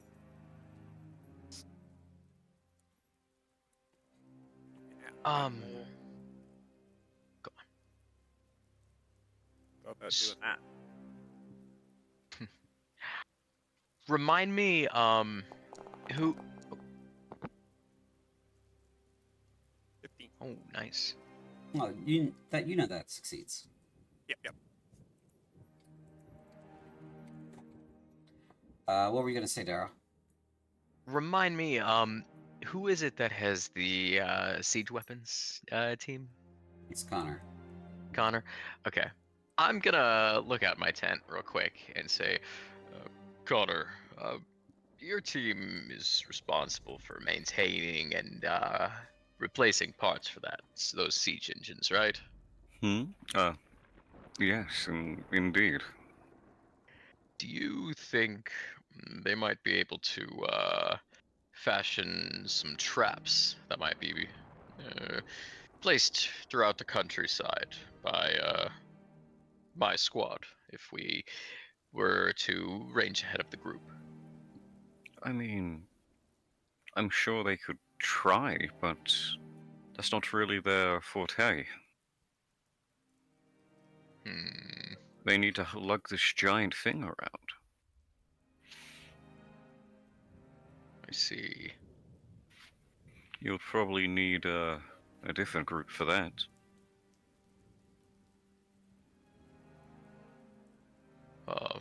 Thank you anyway. And I'll stick my head back in the tent. Mm-hmm. Fair play.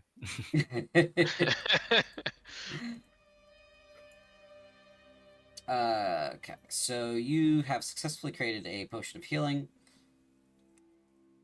Excellent. Ben will just straight hand it over to Luther.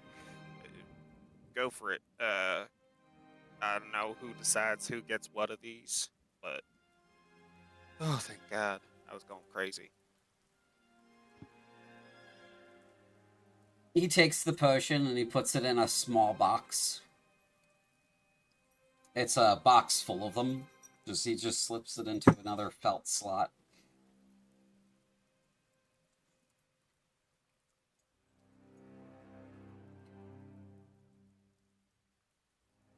All right. He looks at you and says, "Yeah, I got a lot of them." Well, whenever you need more made, I'm always happy to brew. Work I don't have to do. This work I'm fine offloading on someone else. And like, if we're until like it's time to like knock out and rest, then we'll keep brewing, however long that is. Sure. Okay, puppy, we're gonna take our break now. We're gonna take a 15-minute break, and then we'll be back for our last hour. Okay? Sounds good. Sounds good. Okay.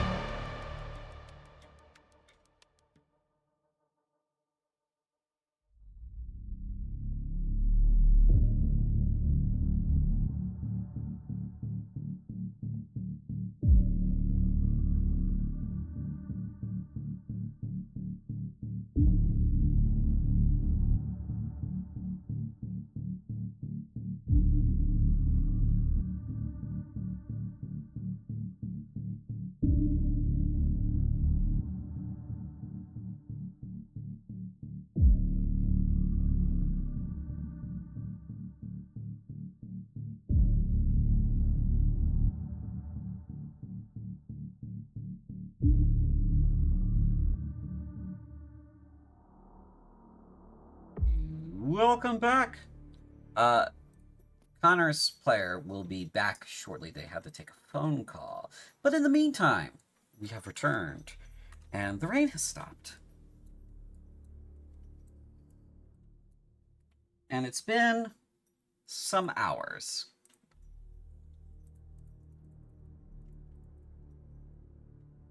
We're actually getting close to nightfall.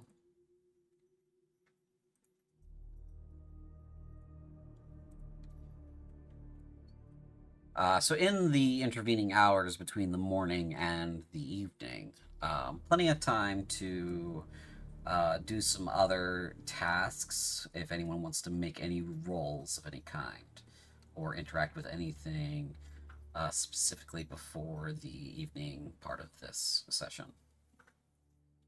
Yeah. If basically, I was just wondering, like, I guess how many, limited by supplies and time, how many healing potions could Ben set to making? You could set to make about one more, since it would have taken you a couple of hours to brew that first one. Okay. So yeah, I you could will you could do note another that. one. You could do another roll. Usually they take about a day or so to brew.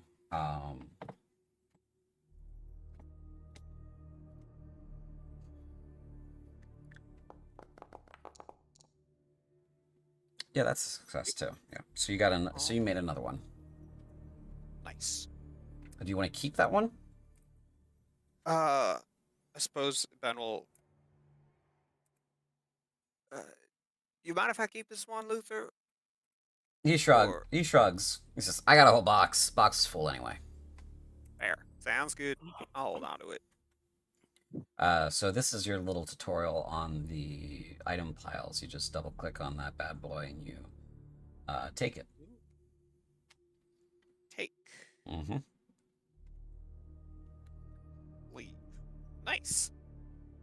So if you drop an item onto the ground, it will also create an item pile as well, and you'd be able to pick it up just the same, or anyone would be able to pick it up.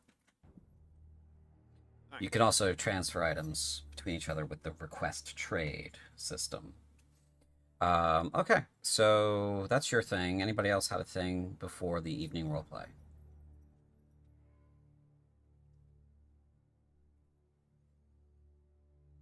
I don't think so. Okay. So as the sun begins to go down in the west, the rain has stopped. Your mosquito returns.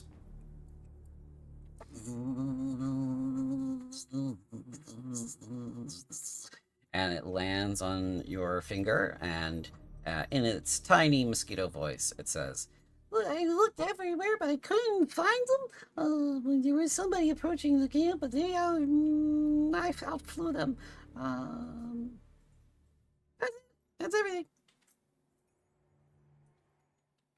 I love that. Ben will approach Corvaxia. Well, the critter I sent to check says they weren't seen on the road, at least the route that they should have been taken. There was someone approaching the camp, though. They'll be here soon. She says, "I'll pretend the first part of that sentence makes sense because of your abilities." And then she casually takes a look out at the swamp and says, "Okay, well, the picket will catch them. If a mosquito caught them, the picket will catch them." Yeah, that makes sense. She kind of did watch you do it right here. Or it was over here somewhere. Yeah, it was on this edge. Yeah, it might have been on that one. Ben will just sort of like move to where Mosquito returned from and keep an eye out, basically. Okay.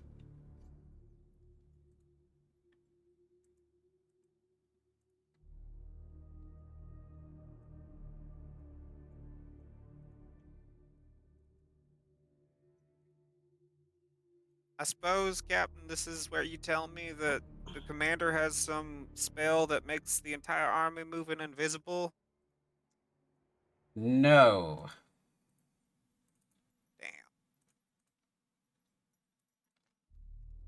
Would that we could. I really don't get wizards. She nods. You can hear her nodding. You said your armor. What was the name again? Horace's last cries, she says. Who's Horace? As I was told by the artisan that made it, it is a mythical bird in the Cheyenne version of the Pantheon. So we have Harusul, who's the father of all. They have Haru-Esh. Horus is his servant, some kind of bird. Interesting. You ever think that well, this country ain't much for religion, but it's in all of our stuff anyways, you know? It has the tendency, she says very hesitantly, choosing her words carefully, to permeate parts of life that many of us would wish it didn't.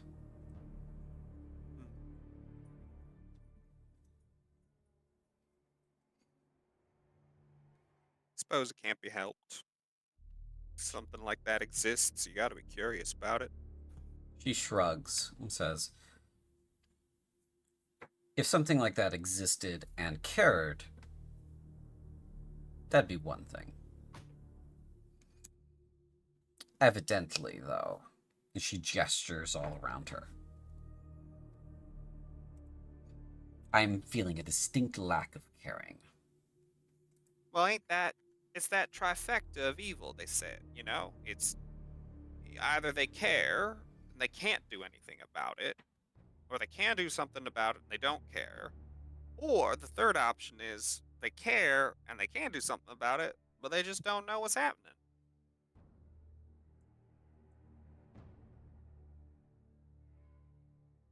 Or They're malicious to begin with. I suppose that falls under they don't care. No, not caring and being maliciously inclined are different, in my But either opinion. allows for the existence of evil. Yes. Though no one is claiming that evil is being allowed to exist, it just does. I disagree with you, Captain. We allow it to exist through action, or inaction, or failure. Hmm. I don't know if I would say we allow it. It's just that we sometimes don't snuff it out completely. It's an active effort. At least here in Cruinthe, it is an active effort to snuff it out. I suppose it then comes down to your definitions. What is evil, even? You know? That's where religion tends to like to draw lines. Being from where I'm standing, it is a lot easier to make those decisions than it is for most others, I suppose. Orders being Yeah. what they are and being confronted with what we are confronted with on a day-to-day basis. It's quite easy to point our finger over at the hill yonder, see Ekrgad's forces, and say, oh, that's evil. It's simple.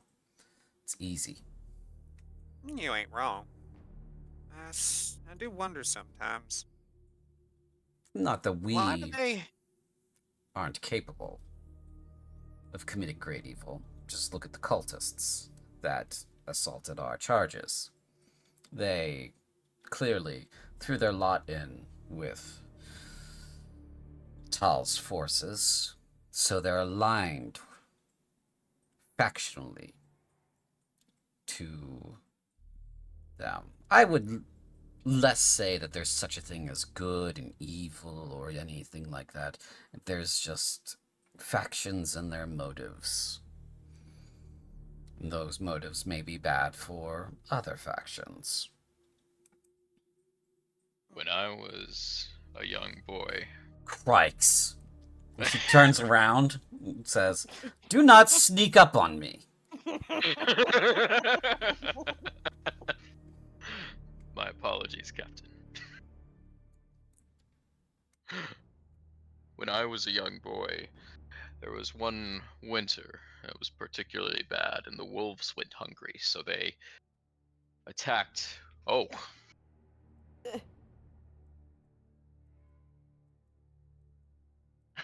They attacked a young child in our village. So the village went out hunting the wolves to get rid of them.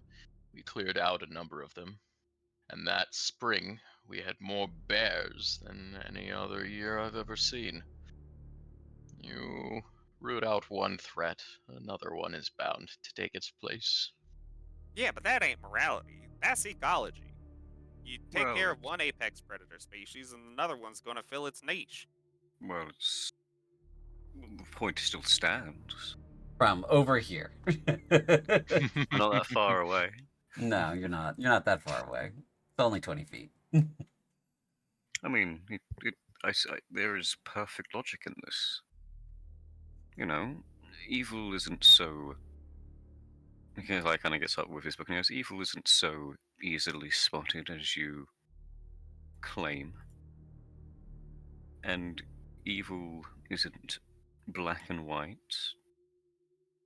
If I was robbing a store for food or medicine for my family that were dying of an illness or starvation, in my eyes and many, that would not be evil, but in the shopkeeper's eyes and the law's eyes, that would be evil.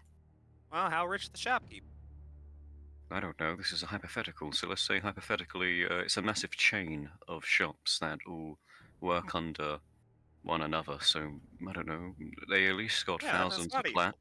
Morality's easy.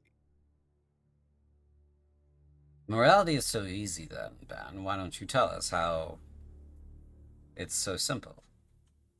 Well, there's things that you do, things that you want to do, things that you should do.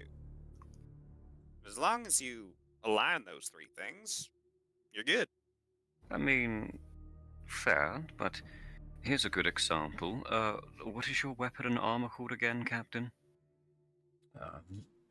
She says as she gestures to the halberd, "Long scream, horse's last cries," as she gestures to So, the armor.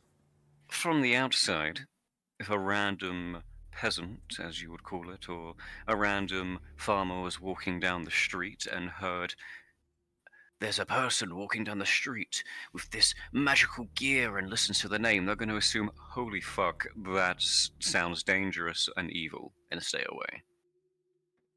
Even though you're very nice. Well, that's just optics. That's not actions. Morality is an action.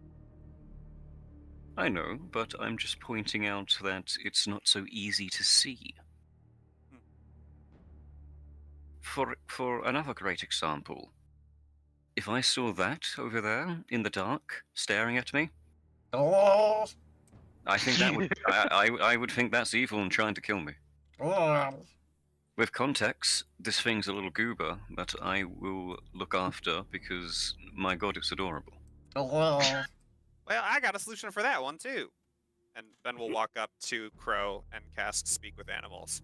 Oh. Hey, Crow. Wow. Actually, I'm curious. Is your did you name yourself Crow? You happy with the name Crow? Well, it's good. Okay, fair enough. Now, we're having a conversation about the nature of good and evil. Are you evil? What? Are you? What would it take for you to turn on Mordecai? Oh. Oh. Oh. Yeah. He looks like he's in pain. So I can't understand anything you're saying right now, right? You can't understand Crow. No, but I can understand Ben. Right. Okay. You're speaking to him. Yeah. Well, he speaks like any other beast. Oh. Don't worry, I wasn't actually thinking you'd do it. Oh. Here, you love him very much. Oh. All right, here, have a berry. Oh. Ben will give him a good berry. Okay, he eats it.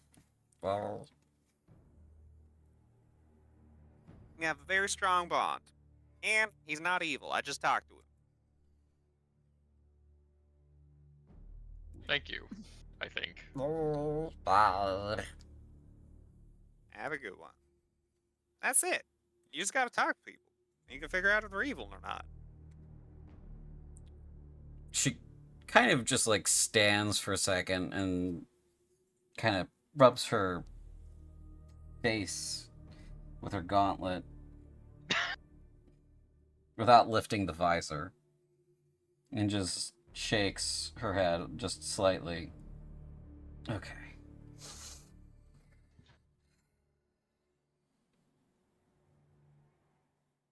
For what it's worth, Captain, I can confirm Crow is not evil. Yes, we're all authorities here, it seems.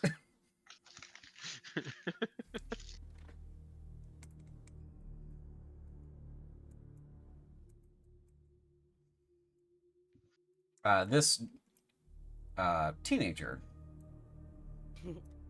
comes into camp and kind of walks brusquely past everyone, approaches the captain. Captain says, "Where's the commander?" "We got separated, Captain." "You got separated? Where?" Back a ways, some 15 miles. Us and the rest of the battalion got cut off, and then in the ensuing combat, I got cut off from the commander.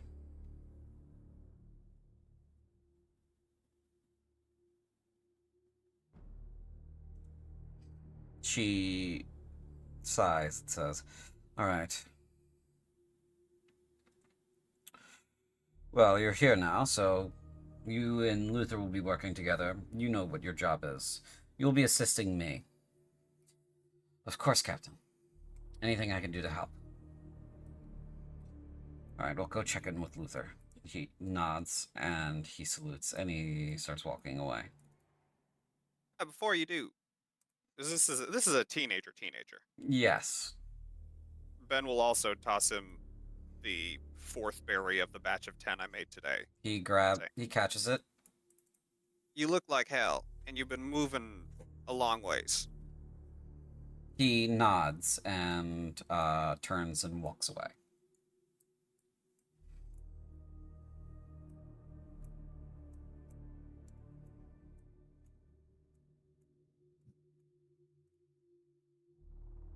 I take it they're not joining us then. We gotta make our own way? Unfortunately, it seems like we may have to, just for the sake of our objectives. We can't worry about the rest of the 14th or the commander. We have a mission to accomplish, and we have to take that very seriously first. Is everyone here? Yeah, sergeants, stand around. You two, fuck off. They promptly fuck off.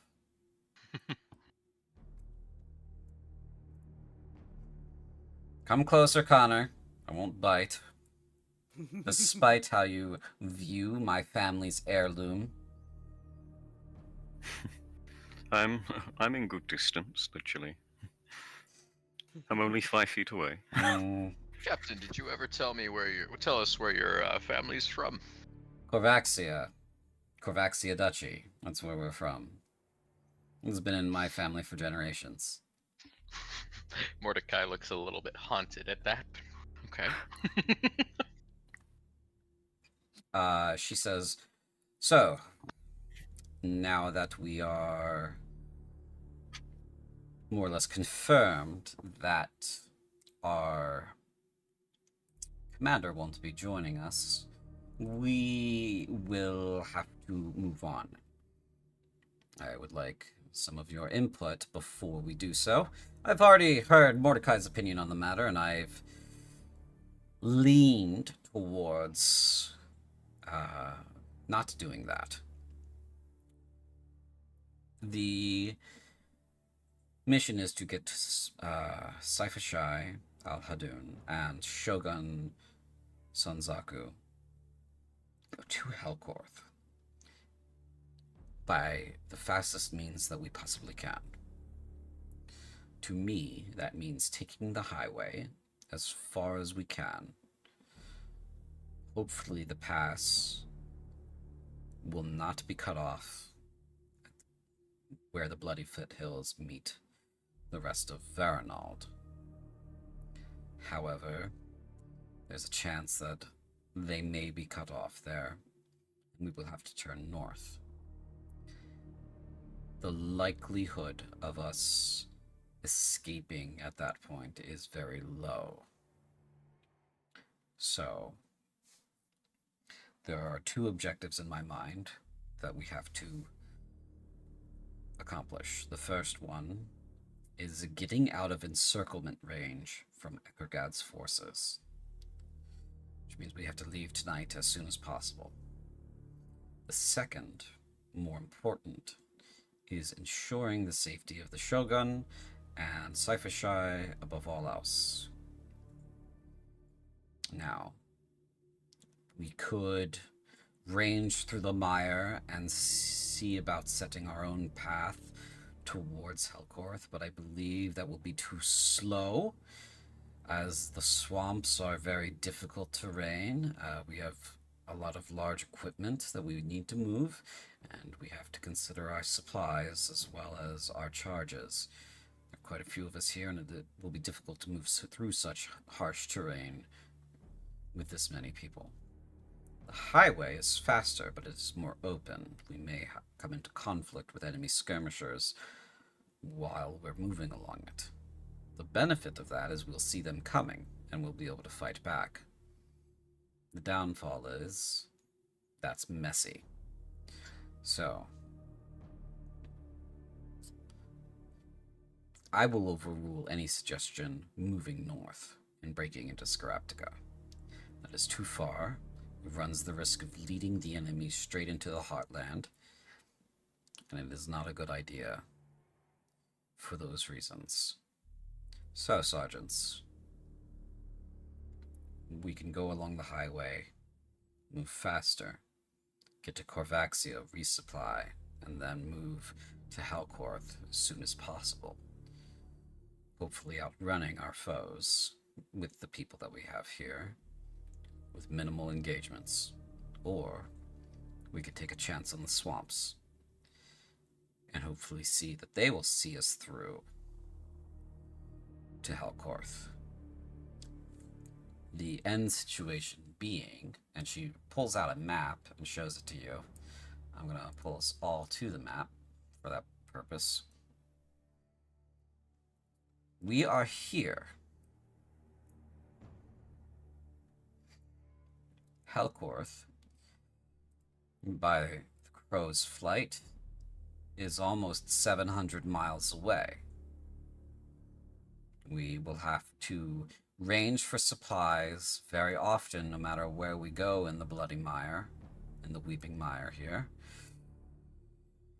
If we follow the Genkut River, we will be taking the enemy straight into the heartland. If we follow the highway, we will at least pass through a fortified duchy, where we can resupply and maybe get more equipment or whatever is left there.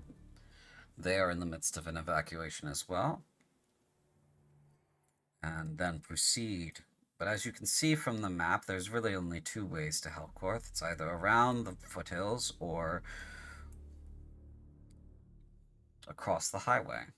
So it's either north or south. And if we cross over the Genkut River and we enter eastern Scaraptica, we will basically be leading the enemy to Rosterford. Now, I don't need to tell many of you why that's a terrible idea, but Rosterford has significant industrial output, enough to keep Helcorth supplied, so long as the road to the north is open, as long as they keep themselves from being encircled.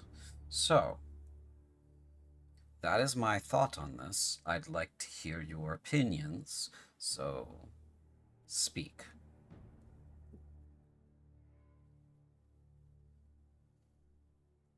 Mordecai looks like he's got something on the tip of his tongue, but he's Well, Mordecai, waiting. what was your problem with taking the road specifically?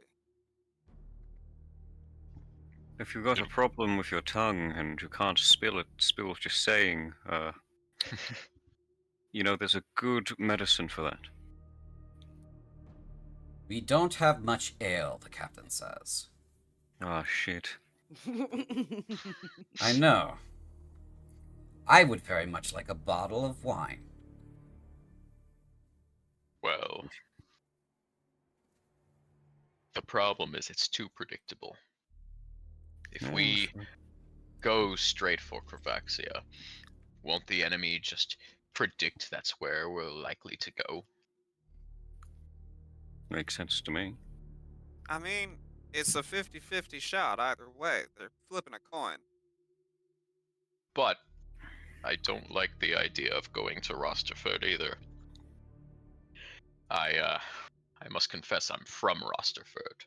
Obviously, I don't want to lead them into any danger. Corvaxia could arguably handle an assault.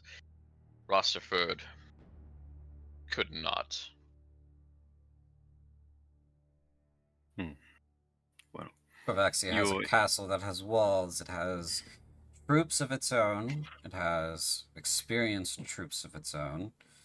There's a much better chance of still being there when we arrive. I mean, I guess, but I don't know. I don't want to risk the life of, myself and others over a predictable and not well thought out straight line walk. Correct me if I'm wrong, Captain, but this Weeping Mire. This is Swampland, right? Yes. Swampland on the border of Scareptica. That's where hydras live. There are, yes. Oh, not hydras. Now, I understand what all y'all are saying, but I don't want to deal with a hydra on top of demons. You never know. Maybe if we point at the demon and say it called him ugly, the Hydra might help us. You don't happen to speak to hydras, do you, Ben? Well, I could, but they're right assholes. Then I'm going to have to say that option is out. Well, Yeah, if you can I speak agree. to hydras, you could easily say, well, eating all of us won't be as good as a meal as that demon over there. And then raise eyebrows. That is Just because I can speak ridiculous. to something doesn't mean it automatically is smart enough to understand what I'm saying. Know what I Hydras mean? are relatively smart from my research. Yeah, and they're strong too, which means that they think that they're the top dog, which means that they don't take deals. You're thinking more of a wyvern or a dragon that has the arrogance. A Hydra is more... Actually, now that I think about it, Hydras don't think. You know what? Let's not go fuck with Hydras. Captain, you remember the mountain face? He nods. I can. It'll keep me exhausted, but I can at least intermittently obscure our path, or tracks rather. So it will, at least for the first part, if I burn through all my energy, make it look like we're not taking the road. And we could have maybe some scouts move into the forest. Maybe go like maybe he'll have them go I don't know, either south or north, or just lead them in the wrong direction and then have them move double back. Give them like extra boots to make it look like there's more footprints than there are. And then once the scouts regroup with us, we cover all our tracks and move as quick as we can to Corvaxia along the road. So let me make this. Let's do this here. How about we go?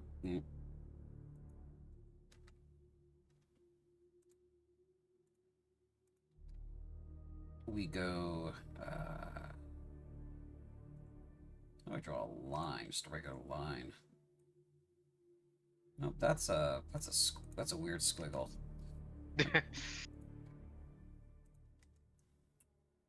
Anyway, we go here as a group.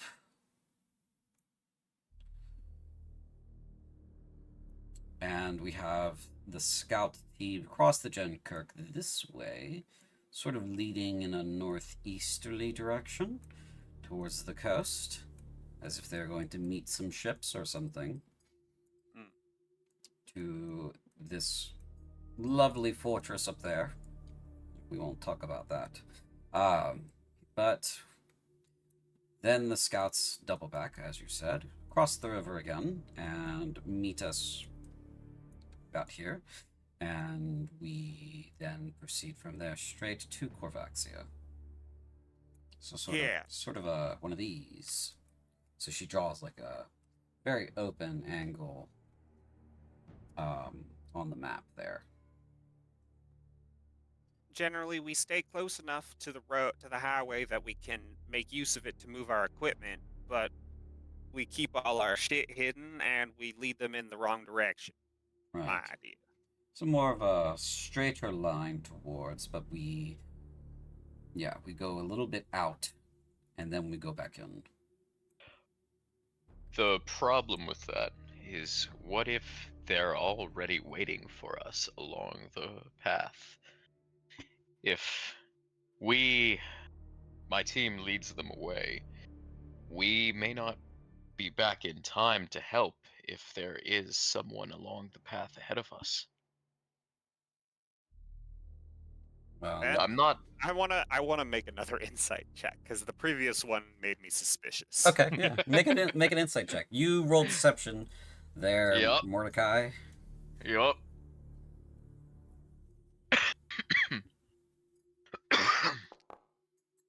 Ugh. 15. Yeah, he's being super skeevy there. He's dancing around something like he knows something's up. Does your scout and intelligence have evidence of an ambush along the road, Mordecai? uh, no. But it seems like something to be wary of. If we go along that route, I'm less worried about them following us and then reaching the keep after us, where we can defend from a fortified position, than I am of them sitting in wait and ambushing us along the road. So your suggestion is we ignore all pretense and misdirection and go straight there with all haste. Not necessarily. We won't abandon caution. I would suggest that my team range ahead of the group. If I'm Obviously. right. It's your What's that? job. Obviously, that's your job, she says. If I'm right, I hope I'm wrong. But I worry we might run into something along the way. Well, So eventually we're going to have to fight. Whether it's here, because we've waited too long, or if it's further down the road, or... Listen. The plans tend to fall apart at contact with the enemy. For the most part. At least at this size. We will be in for a hard fight if they catch up with us, regardless of where it happens. I'd rather see them coming than get ambushed in the middle of this fucking swamp. Now, Agree with that. we'll have better footing if we stay close to the road, because the road was built where it was for a reason.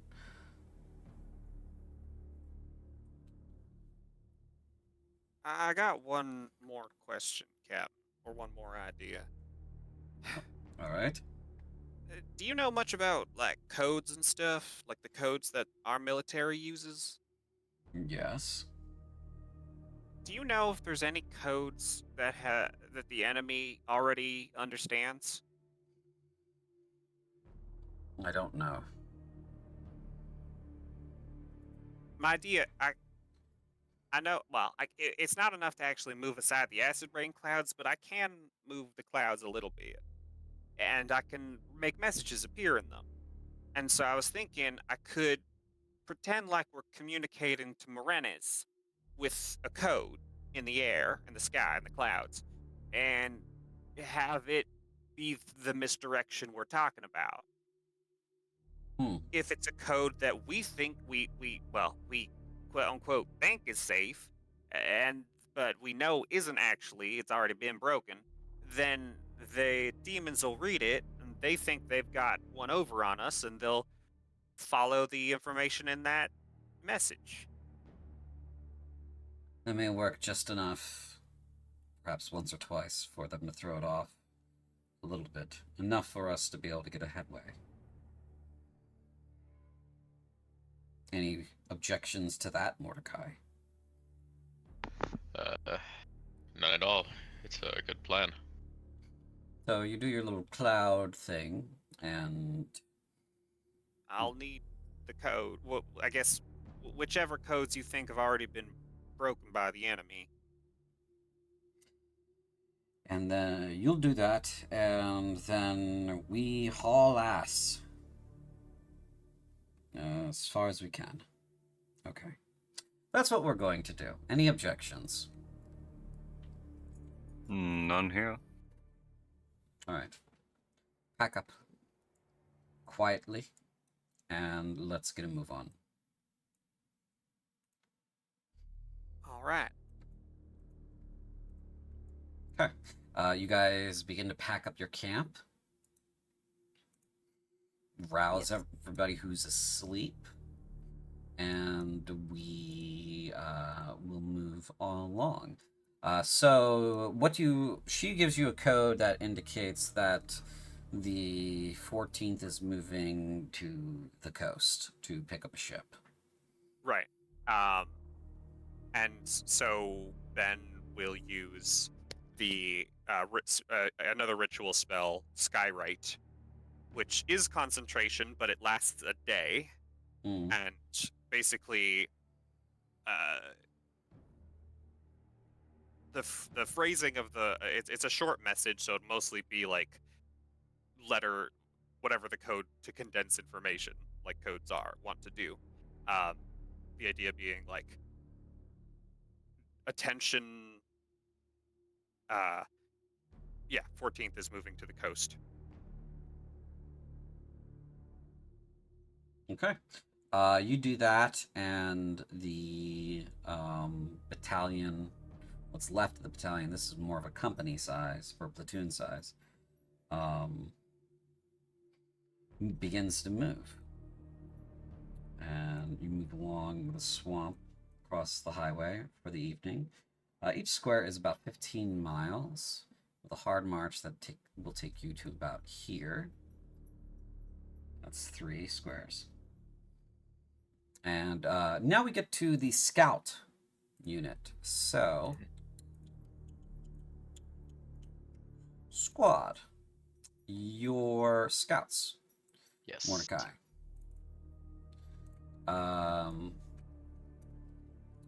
Mordecai's scouts.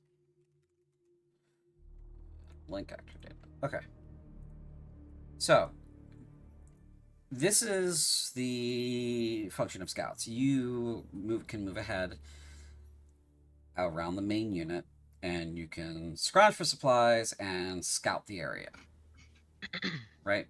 So, your scrounge for supplies, that is as described in the guidebook for troops. Yes. So, if you would like to do that, this is a marsh, so it is a base D10.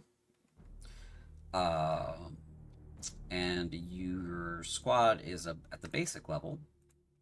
So your forage for supplies is a D10 plus 1. Okay.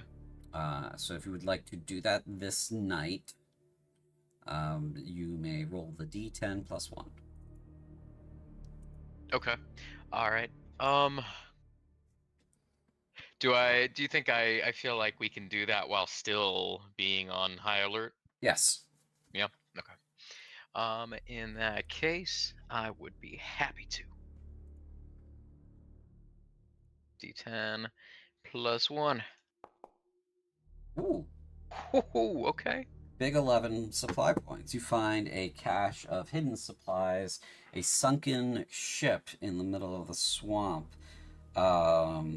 brimming with not only food, medicine, potions, equipment. Basically, a ship that had been sailing down the Genkert during the heavy rains got off course and sunk. It was basically heading for Delta, a military supply ship you found.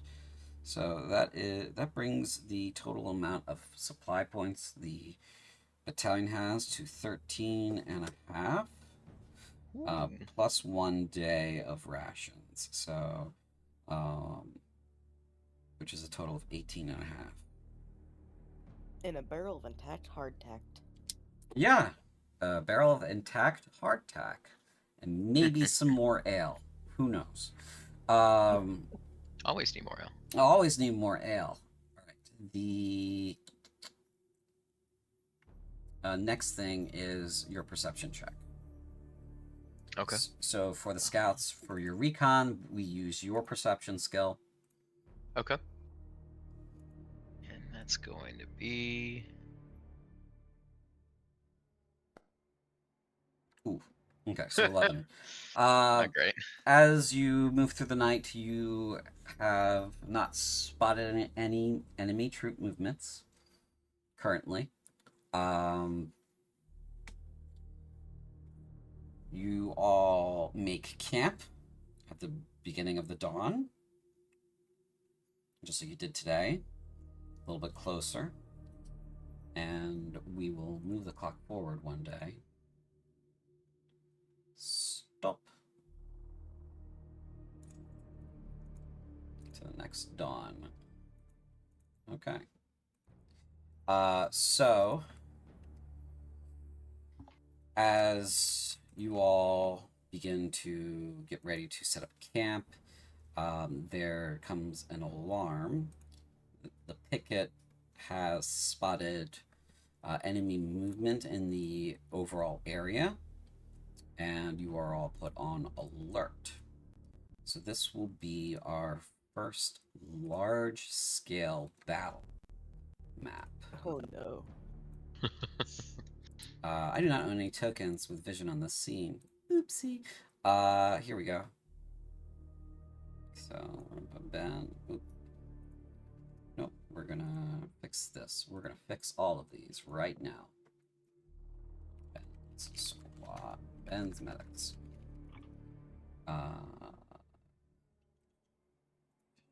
Yes, vision enabled. Detection mode? Yeah, that's broken. Fix that. Okay. And this should have no vision on it anyway because it's this. Okay. Ben, that's your medic squad. Connor's artillery. Ed's heavy infantry. Mordecai's scouts. Styx's mages. Okay. So I'm going to fix their names in a moment. You guys do have control of these, yes? No. No. Okay. No. Okay. No. No. And we'll fix it. Don't worry. Update token. This one. I thought I had this fixed, and then I didn't, and it turns out that we don't. Okay. Ben's medics are Ben's medics. And Connor's artillery squad is no longer the confused squad. They are now Connor's artillery. And the hungry squad is now Ed's heavy infantry squad. Okay. So, and now I will give you your permissions. Owner. For Ben's medics is the owner. Connor's artillery is...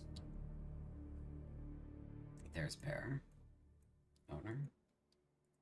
Ed's heavy infantry is Zed. Mordecai's scouts is Darrow. And Styx's mage squad is Styx.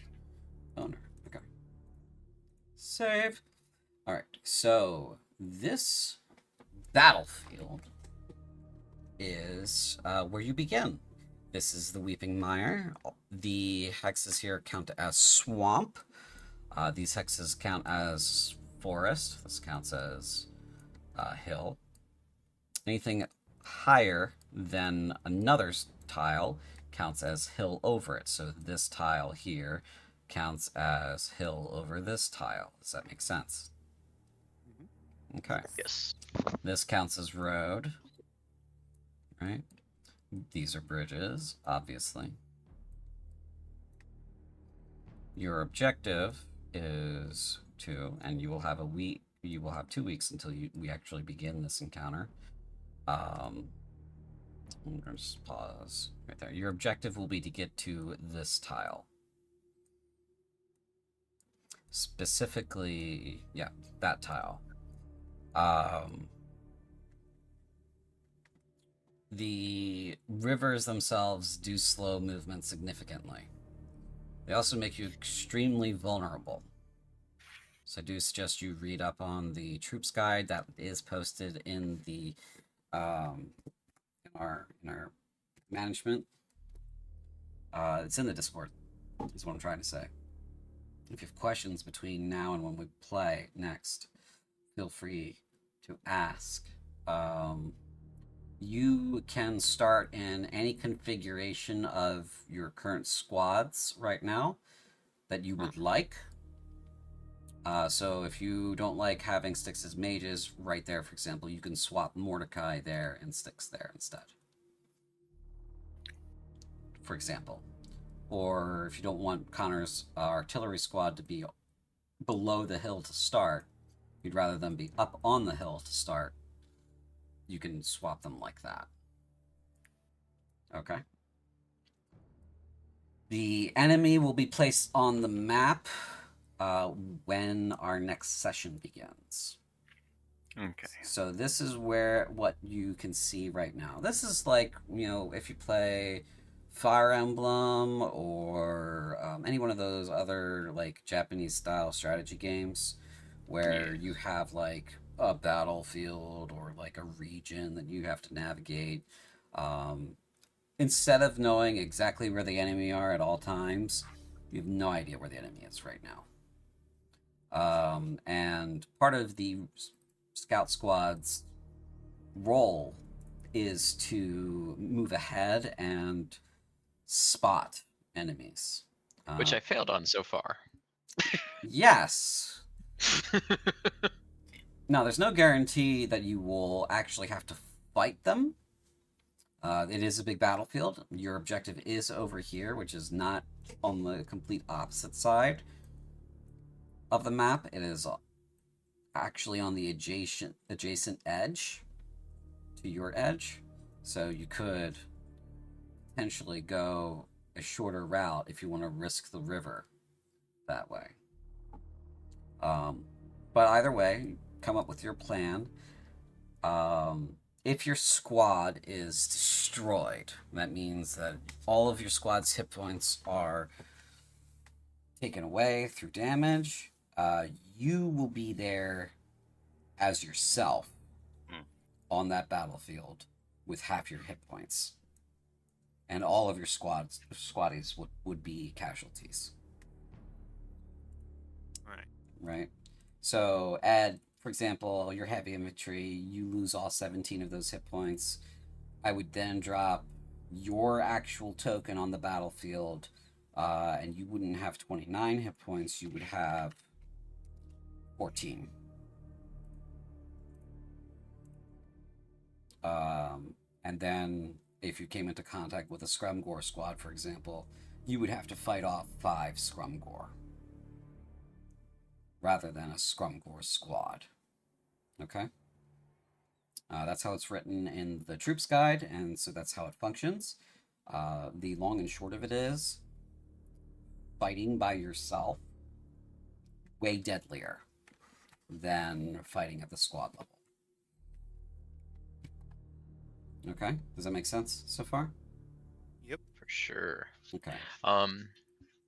We'll probably get into this later, but what does range look like in this? So, like, for example, you know, we are scouts, we have longbows. How does that generally work here? Okay, so your scout squad feature explains your unit's abilities in large-scale encounters. So that's in your scout's character sheet. So if you go to In the Heart of Rage under the squads folder, you should have ownership of your squad token there. The squad feature in there will explain those. So you have ranged weapons. I see. 4 hexes is your optimal range. That's as far as you can shoot without disadvantage. 6 hexes is your long range. So 6 hexes at disadvantage. Charge is if you want to charge into melee. You as a scout squad move quite quickly, so you have a 1d8 plus 1 charge range. Okay? Okay, I see now. So if you Nice. move 3 and then you want to charge an enemy and they are only 2 hexes away, you're automatically in for the charge. If they're 3 hexes away, you got to roll at least a 2. If you fail, you don't go anywhere. Fair enough. Okay. It also gives you your troop count, what you're vulnerable to. So, for example, for you, Mordecai, You're vulnerable to artillery and cavalry. What that means is you take Mhm. double damage from artillery. So if a Balefire Belcher hits your squad, they will deal double damage to your squad. That could wipe you. Okay? So staying out of enemy range is as important as keeping the enemy in your range. So there's a large amount of tactical depth to what is going on one of these. This is your first map for it, so I'm not going to throw the kitchen sink at you, but I'm going to throw enough of it at you for you to learn what you're doing, for it to be a challenge, and you could lose, right? Because I'm not gonna, give you a no stakes scenario. This is your learning map, but it's also you could lose, you could die, you could all die. So Thanks for the reassurance. I'm just telling you how it is, so you can approach it with the correct amount of seriousness. And you should also keep an eye on your ambush feature there, Mordecai, because that allows you to, Yes. that's your big stabby. Mhm. Ed, for example, your unit is slow. You have a 2 hex movement, and then you have a charge of 1d4. But you're the heavy infantry squad. You've got the, The big hitters. you've got the big hitters with the most hit points, and you can have the highest armor class. You should be between your people and the enemy, right? You have advantage against cavalry, but what counts as enemy cavalry you haven't seen yet. And you're vulnerable. No. You're vulnerable to nothing, so you don't take double damage from anything. Oh, yay! Yeah. Connor, your artillery squad. Yeah, I checked it out. Yeah.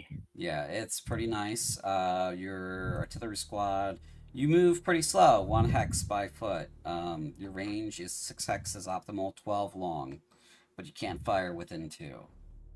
Yep. So 2 is too close. You're vulnerable to melee attacks. You have advantage against structures and fortifications. Range only, and you have advantage on enemies that are on plains, so open ground, essentially. Swamp doesn't count as open ground. Damn. Yeah, swamp is swamp. Is marsh. Swamp doesn't count as open ground. What tech? What tech do they have? What do you mean? I thought plains is in the actual. Oh no, like grassland. Yeah. I'm stupid sometimes. The particulars of this map. Is this road still considered marsh, or is it just off the roads considered marsh? Off the road is considered marsh. Okay. And then the road's just nothing. Yeah, the road's just it doesn't apply anything other than what a road normally applies. So roads for terrain. That's the supply thing. A road gives you a +1 bonus to movement speed and charge distances if your unit has one. Bridges are included in that category. So moving over a body of water with a bridge negates all of the penalties provided by a body of water. So Connor, that means you cannot actually cross the river without the bridge. Yeah, it makes sense. Because it slows your movement down to 1 hex. And so, since your movement is 1 hex, your movement is goose egg across the body of water. Makes sense to me. Yeah. That's pretty much it. All of the other ones have their own things. So, marshes are difficult terrain for units to move through, reducing all movement speeds by 1. That means you can't actually leave the road either, Connor. Your ballista basically will get stuck in the mud. Me too, probably. You have a movement of 2, so you will be slowed down to 1, which is basically asking to get caught up. It's asking for the enemy to catch up to you. But your range is doubled when you're on a hill, when you're higher than something, specifically for Connor, as artillery. Your range increases significantly when you are higher than your foe. So, if I'm on like chilling here on the cliff, Yeah. what does my range become? Since your optimal range is, I believe, 6, it would be 12. Ah, okay. And then long range would be 24. Mm-hmm. Yeah, that gives me a lot more options. Yeah, it's different. Believe it's different for artillery. Yeah, artillery is best if they have less than a full take. Blah blah blah. You fire once per turn, placing them. So, yeah. Large scale. I'll have to check on that. These little houses on the hill is cute.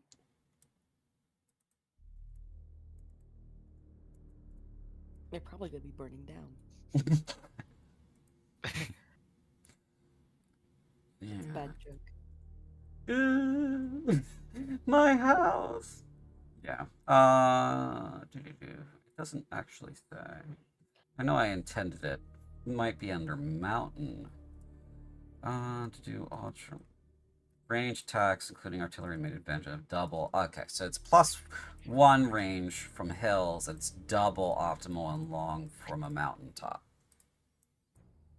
So you would get 7 from that hill, and you would get 13 or 14. 13, yeah. 14. Yeah, for long. Which is that's pretty far. That's like almost half the map. Well, we just gotta let them come to us. No. The map is 40 hexes across. By 40 hex. No, it's more than. Yeah, this is big boy map. Yeah, it's a big boy map. I got bet they have to get extremely close for me to. This up here, this road, still counts as high compared to lower ground. So this is all like lower ground compared to it. So I get disadvantage when they get halfway through the map. Okay. How much is a hex, out of curiosity? So this ground here is higher than this ground here? No, this ground and this ground is the same height. Okay. How much, like, just for, like, spellcaster capability, how much is a hex? Hex is full movement speed, so 30 feet. Full normal movement speed is about 30 feet on this map. Okay. There are other maps where the scale is a lot larger. Oh no. Okay. You're like, no, don't spoil me. I mean, No, the reason why I'm like, oh no, because if there's even bigger maps, I feel like my artillery's just gonna be sitting here for the whole time. Like, you guys got this. I'll just AFK. I found my spot. I'm sticking to it.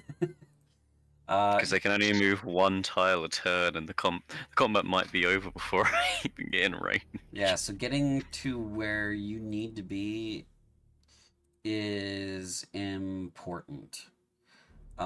So what you can do in your turn is, I believe, you can move twice. I think, but I gotta check that again. I wrote these a while ago, like 3 months ago, and I gotta refresh myself for the fight.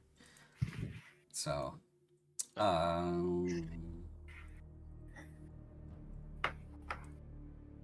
large scale encounters, movement. Nope. Just double checking. The session is over, right? Yes, I'm going to end the session now. Bye, everybody.